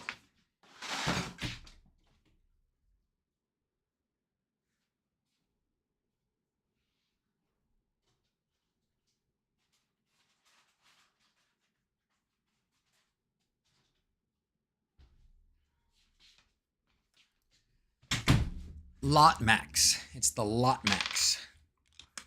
The Lot Max.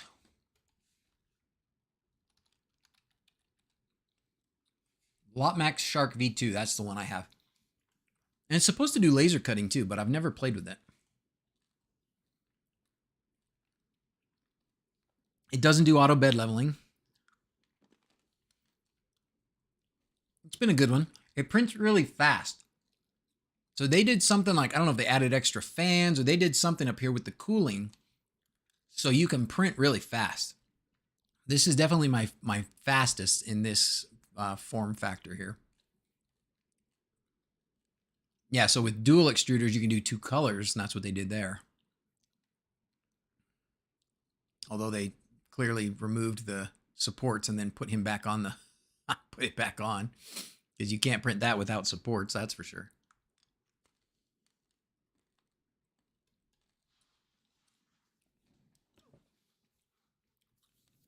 Yeah, the second nozzle for printing supports with like a dissolvable, right? Meanwhile, can be soldered onto the PCB a little while back. What's the model number? Trying to locate a small. If you look at here, look at he uses it here. You need 3 volts or 5 volts. I think his one's a 5 volt. Like his parts list.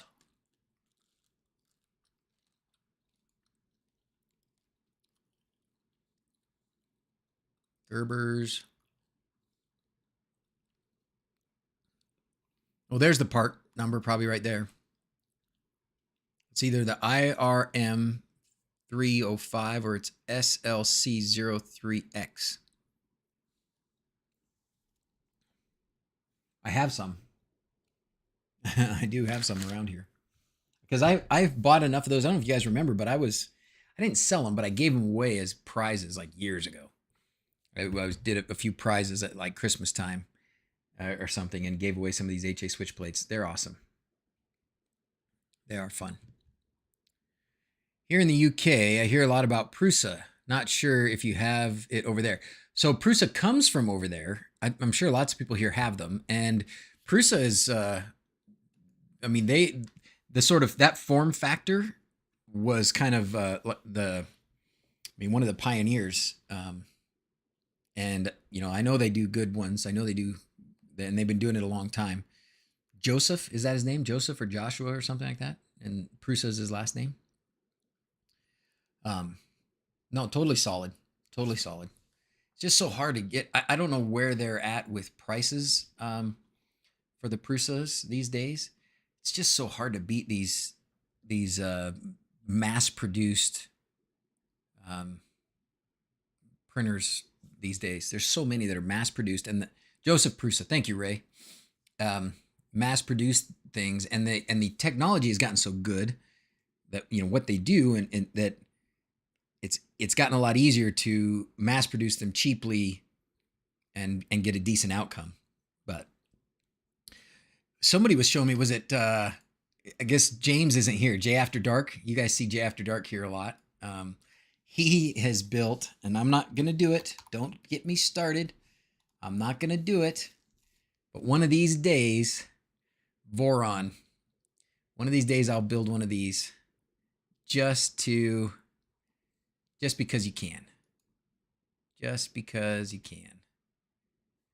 I don't know why the website doesn't want to load very well. Kind of weird.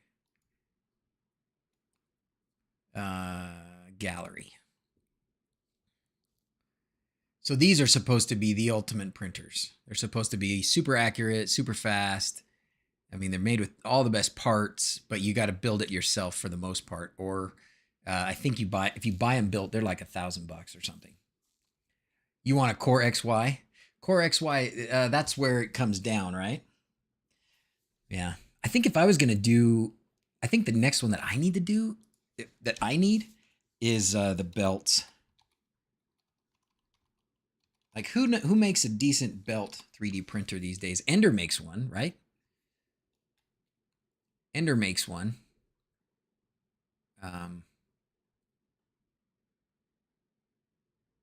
If you don't know what I mean, it looks like this, and basically it prints and then it moves down. So basically you kind of have an endless length to the print.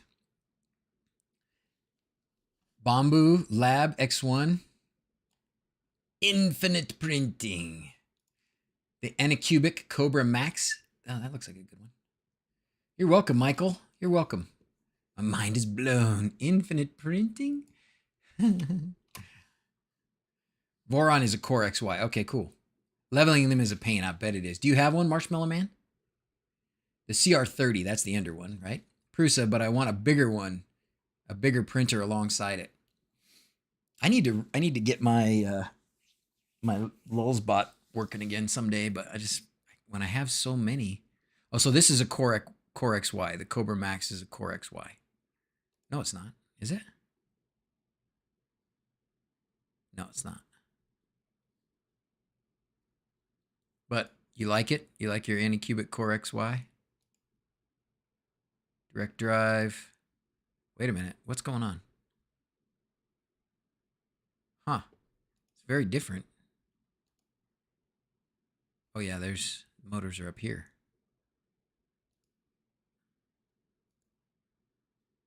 Where's your Z motors?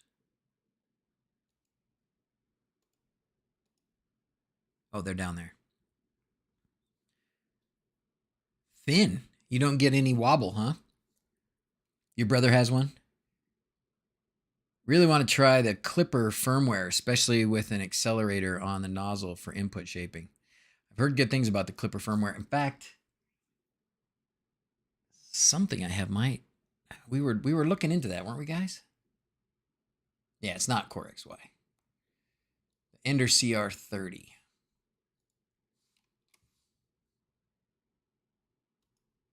Yeah, this is.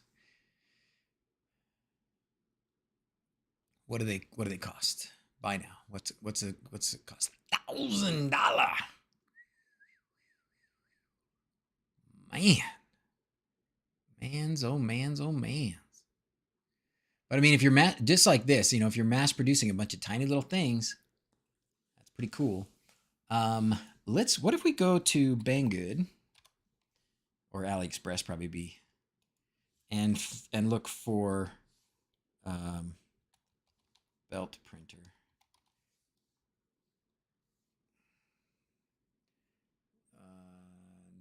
No. What's this called? That's got a name, right? What's the official name? SaneSmart has a belt printer. Keep bed clearing for now. Support works in a really weird way. That's true. I'll bet that's true. Yeah. Yeah.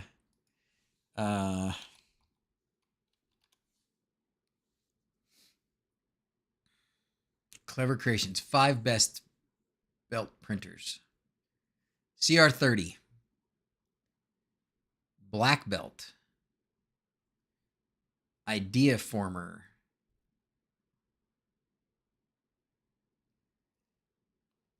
Which other ones did they look at? There's the SaneSmart, White Knight. Yeah, they're not cheap, man. They're not cheap, but if you have a reason, like this is so cool, you can want to 3D print this really long tube. So in my mind, I go right to like props, like a sword or something like that, where you want something really long and tall, a wand or a staff or something like that. That would be fun, but whatever. Sound like a great idea on paper, but in my opinion, that can't beat a Voron or a Core XY. Probably true. Someone makes a belt add-on that works with Enders and some others. Really? I don't think I'll be doing it, but looks fun, doesn't it? It does look fun. Okay. So tell me what you want to talk about next week so that I can spend some time thinking about it. Molded LED Permatrack. We could 3D print Permatrack. We have lots of Permatrack, by the way, and it is Permatrack season. So, and I'm tonight going to finally get the final bit of footage that I need to get a new video out about put Permatrack up. We've been doing this bundle where you can save a little money and get it all together. And we have these pixel packs, which are square pixels, so they fit in the track easier. And it's the exact number of tracks, so the connector on each end. That's how I installed it. It's really pretty simple. So, yeah, if you've been thinking about it, now's the time. And we have a lot right now. We have plenty. So if you're worried about not getting it, you can get it now. So the things I need to talk about, or the things I need to do, and maybe it's what we'll work on next week. I want to have some wired temperature sensors at various places in the Hobbit house. If you look at the Hobbit house, that's that one. If you look at the Hobbit house, you'll notice a few unavailable temperature sensors. These are Xiaomi,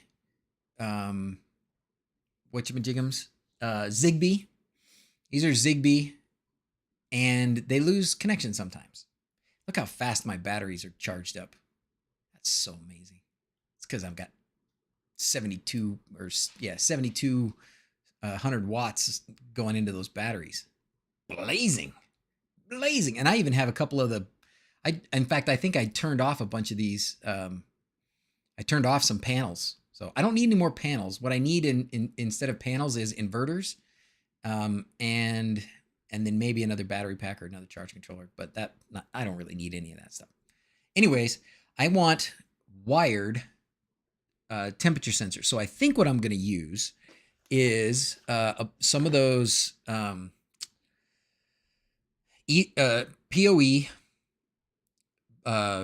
TT Go boards that I have, because I have like 15 of them. So I'm going to use those.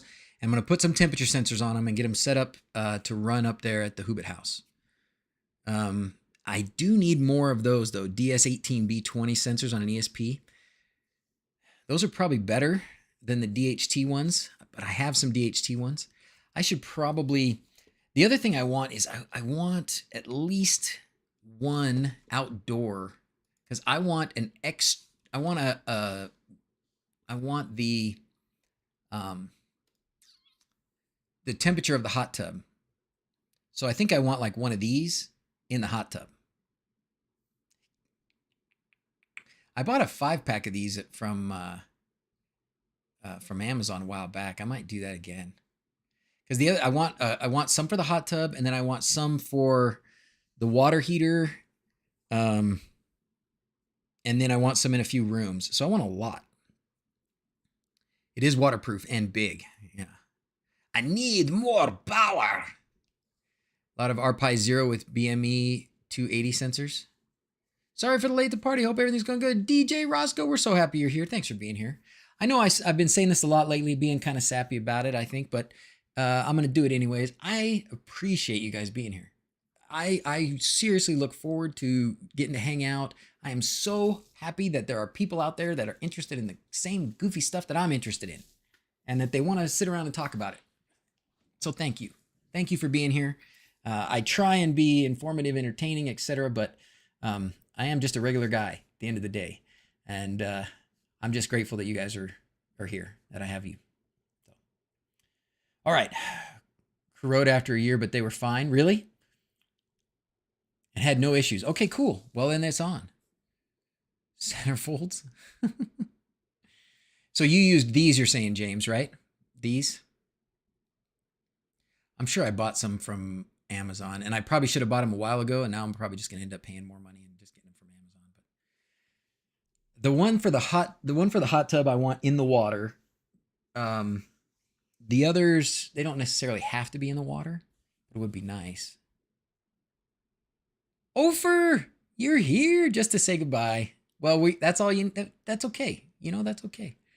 PT100 temperature sensor. What's that?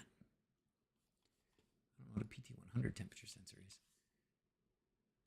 I'll probably use some DHTs in the house because they're fine. They're stable. I don't know. PT100 is one of the most accurate temperature sensors. Not only does it provide good accuracy. I mean, accuracy is... I just don't need to go crazy on accuracy, right? Yeah, go back and watch the stream. We did the Bluetooth stuff on Home Assistant. It worked. We got the Switchbot, these Switchbot things working pretty quickly, pretty easy. And we discovered that the Switchbot LEDs do not work. At least not yet. At least not yet. You don't think they should be in the water? You have to build in temp regulation. They probably have another spot where they get the temperature this temperature information from on the water. You don't think those should be in the water, huh? Direct waterproof. These look like they should be. These look like they could be. Sensors should not be directly in the water. Boo!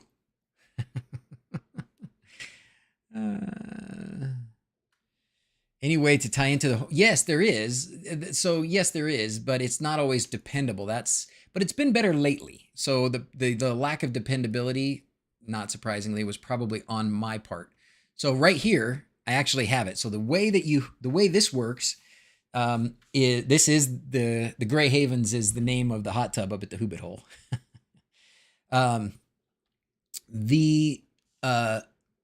This is the Gecko. So and depending on the hot tub version that you have, but most of the time, Gecko hot tub. Oops, I spelled it with 2 E's. This is the company that does a lot of the communication stuff. So they're the ones that make the thing, and what they make is they make the stuff that's inside the hot tub. At least a lot of them, maybe not all of them. And then they have a to-go kind of thing here that does RF that you can add on. Boy, they make a lot of stuff. Pump information. This guy. InTouch 2. This is what I have. So I have this InTouch 2. And it basically just plugs in. It plugs in. Here it is. It's this little box. It plugs into your hot tub controller, as long as you also have the Gecko innards, which I do. And then this is actually an RF transmitter and receiver. And then you have another one that goes Ethernet to, is it Ethernet? Yeah, it's Ethernet to Wi-Fi, Ethernet to RF to communicate back and forth. The problem I had initially was they were too far apart. And there was just too much dirt and fiberglass and who knows whatever interfering. And so what I did was ran an Ethernet cable out to the hot tub, and then I just hooked these things next to each other. But whatever. Now that I've done that and I deleted and reinstalled the integration, it's been pretty good. So from right here, I can turn on, turn off the pumps. I can turn on, turn off the lights. I can try and reconnect if it loses connection, but it never loses connection anymore. And it gives me the temperature. But because there was a time where it wasn't giving me the temperature and I really wanted to know what the temperature was, then I wanted to put something in there. That's what I really need. Oh, okay, this is the last thing we're going to talk about. And then we'll let you guys go, and I'll go eat some lunch and take a nap. Because that's what Sundays are for. Sundays are for streaming, talking with the homies, eating lunch, and taking a nap. And then church, There's church too. Okay, I want a hot tub chemical management for Home Assistant. What do you got? Who's got it? Hot tub remote monitoring, Zigbee temperature and humidity, pool chemical dispensers. So I have a friend who just built a pool, and their pool does have it has a whole system where it senses like the pH and some other things, and it's got something that's in line with the water that puts acid in to bring the pH to where it needs to be, and then you still have to put the chemicals in. For him by the bagfuls, but you still have to put the chemicals in, and that's fine. I don't need it to dispense the chemicals. I just want it to tell me what chemicals I need. Water quality, that's another rabbit hole. Water quality is what I need to talk about? Okay. You mean more to us all than you think. Shucks. It's rare to get informative discussion projects plus fun community. We all look forward to your streams. Thank you very much, DJ, and I will keep doing them as long as you'll have me.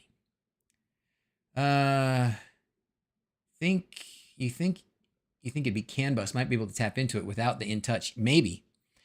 It's certainly possible. And I think we looked into that a little bit, but we didn't get very far. Spa bus. There you go. Probably true. Anybody using the Home Assistant app to receive phone notifications? Yes, all the time. Does it make a notification sound? Mine phone's silent and notifications won't open the lock screen. I haven't set it to do a sound, but with the newest version of the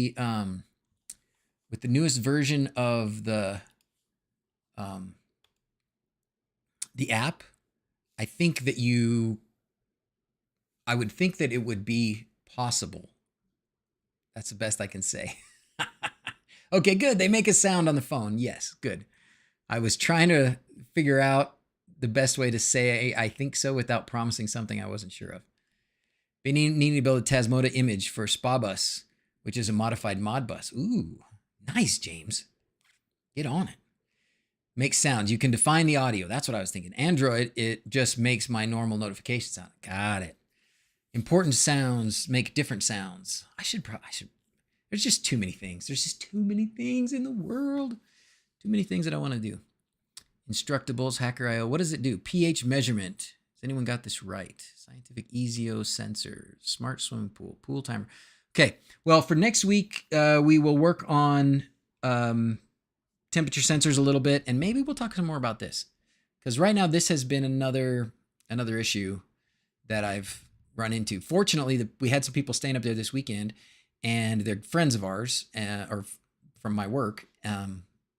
And one of the people that was there was totally comfortable managing the spa because nobody's put any chemicals or done anything to it in a couple of weeks. And so they got there and normally you'd have to do some things before you really want to get in it. And I can't do those things. We haven't found anybody in that area that's close enough to do those things for us. But this person that was up there was like, oh yeah, I'll do that. You got the chemicals and stuff here? And I did, and they just did it.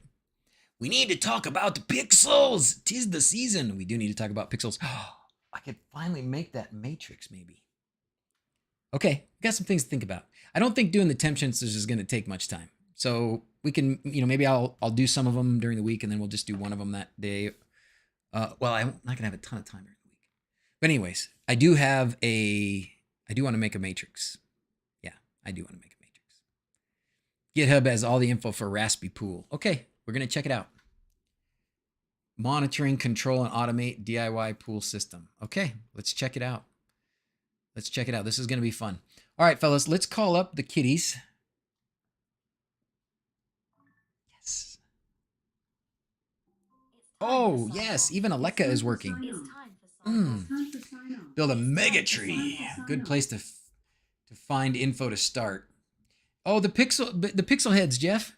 Go to the pixel heads. They will tell you everything you need to know about building a mega tree. They would love to vicariously build a mega tree with you.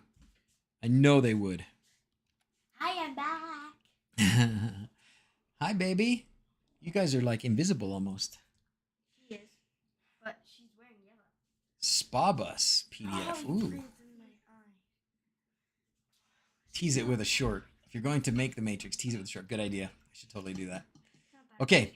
See, there you go. PH. Go get them. Go talk to the pixel heads, Jeff. They will hook you up. All right. How do you guys want to sign off today, girlies? Sign off like monkeys? As always. Thanks for watching. Till next time. Do monkeys even make that sound? Yeah, I guess they do. I guess they do. All right, everybody. Bye. Adios. There's going to be a new video. There really is going to be a video about Permatrack coming out hopefully this week. If I can get this footage tonight and finish up my editing and be satisfied that it's decent, I'll get it out this week. Bye. Bye-bye. Outro time. Outro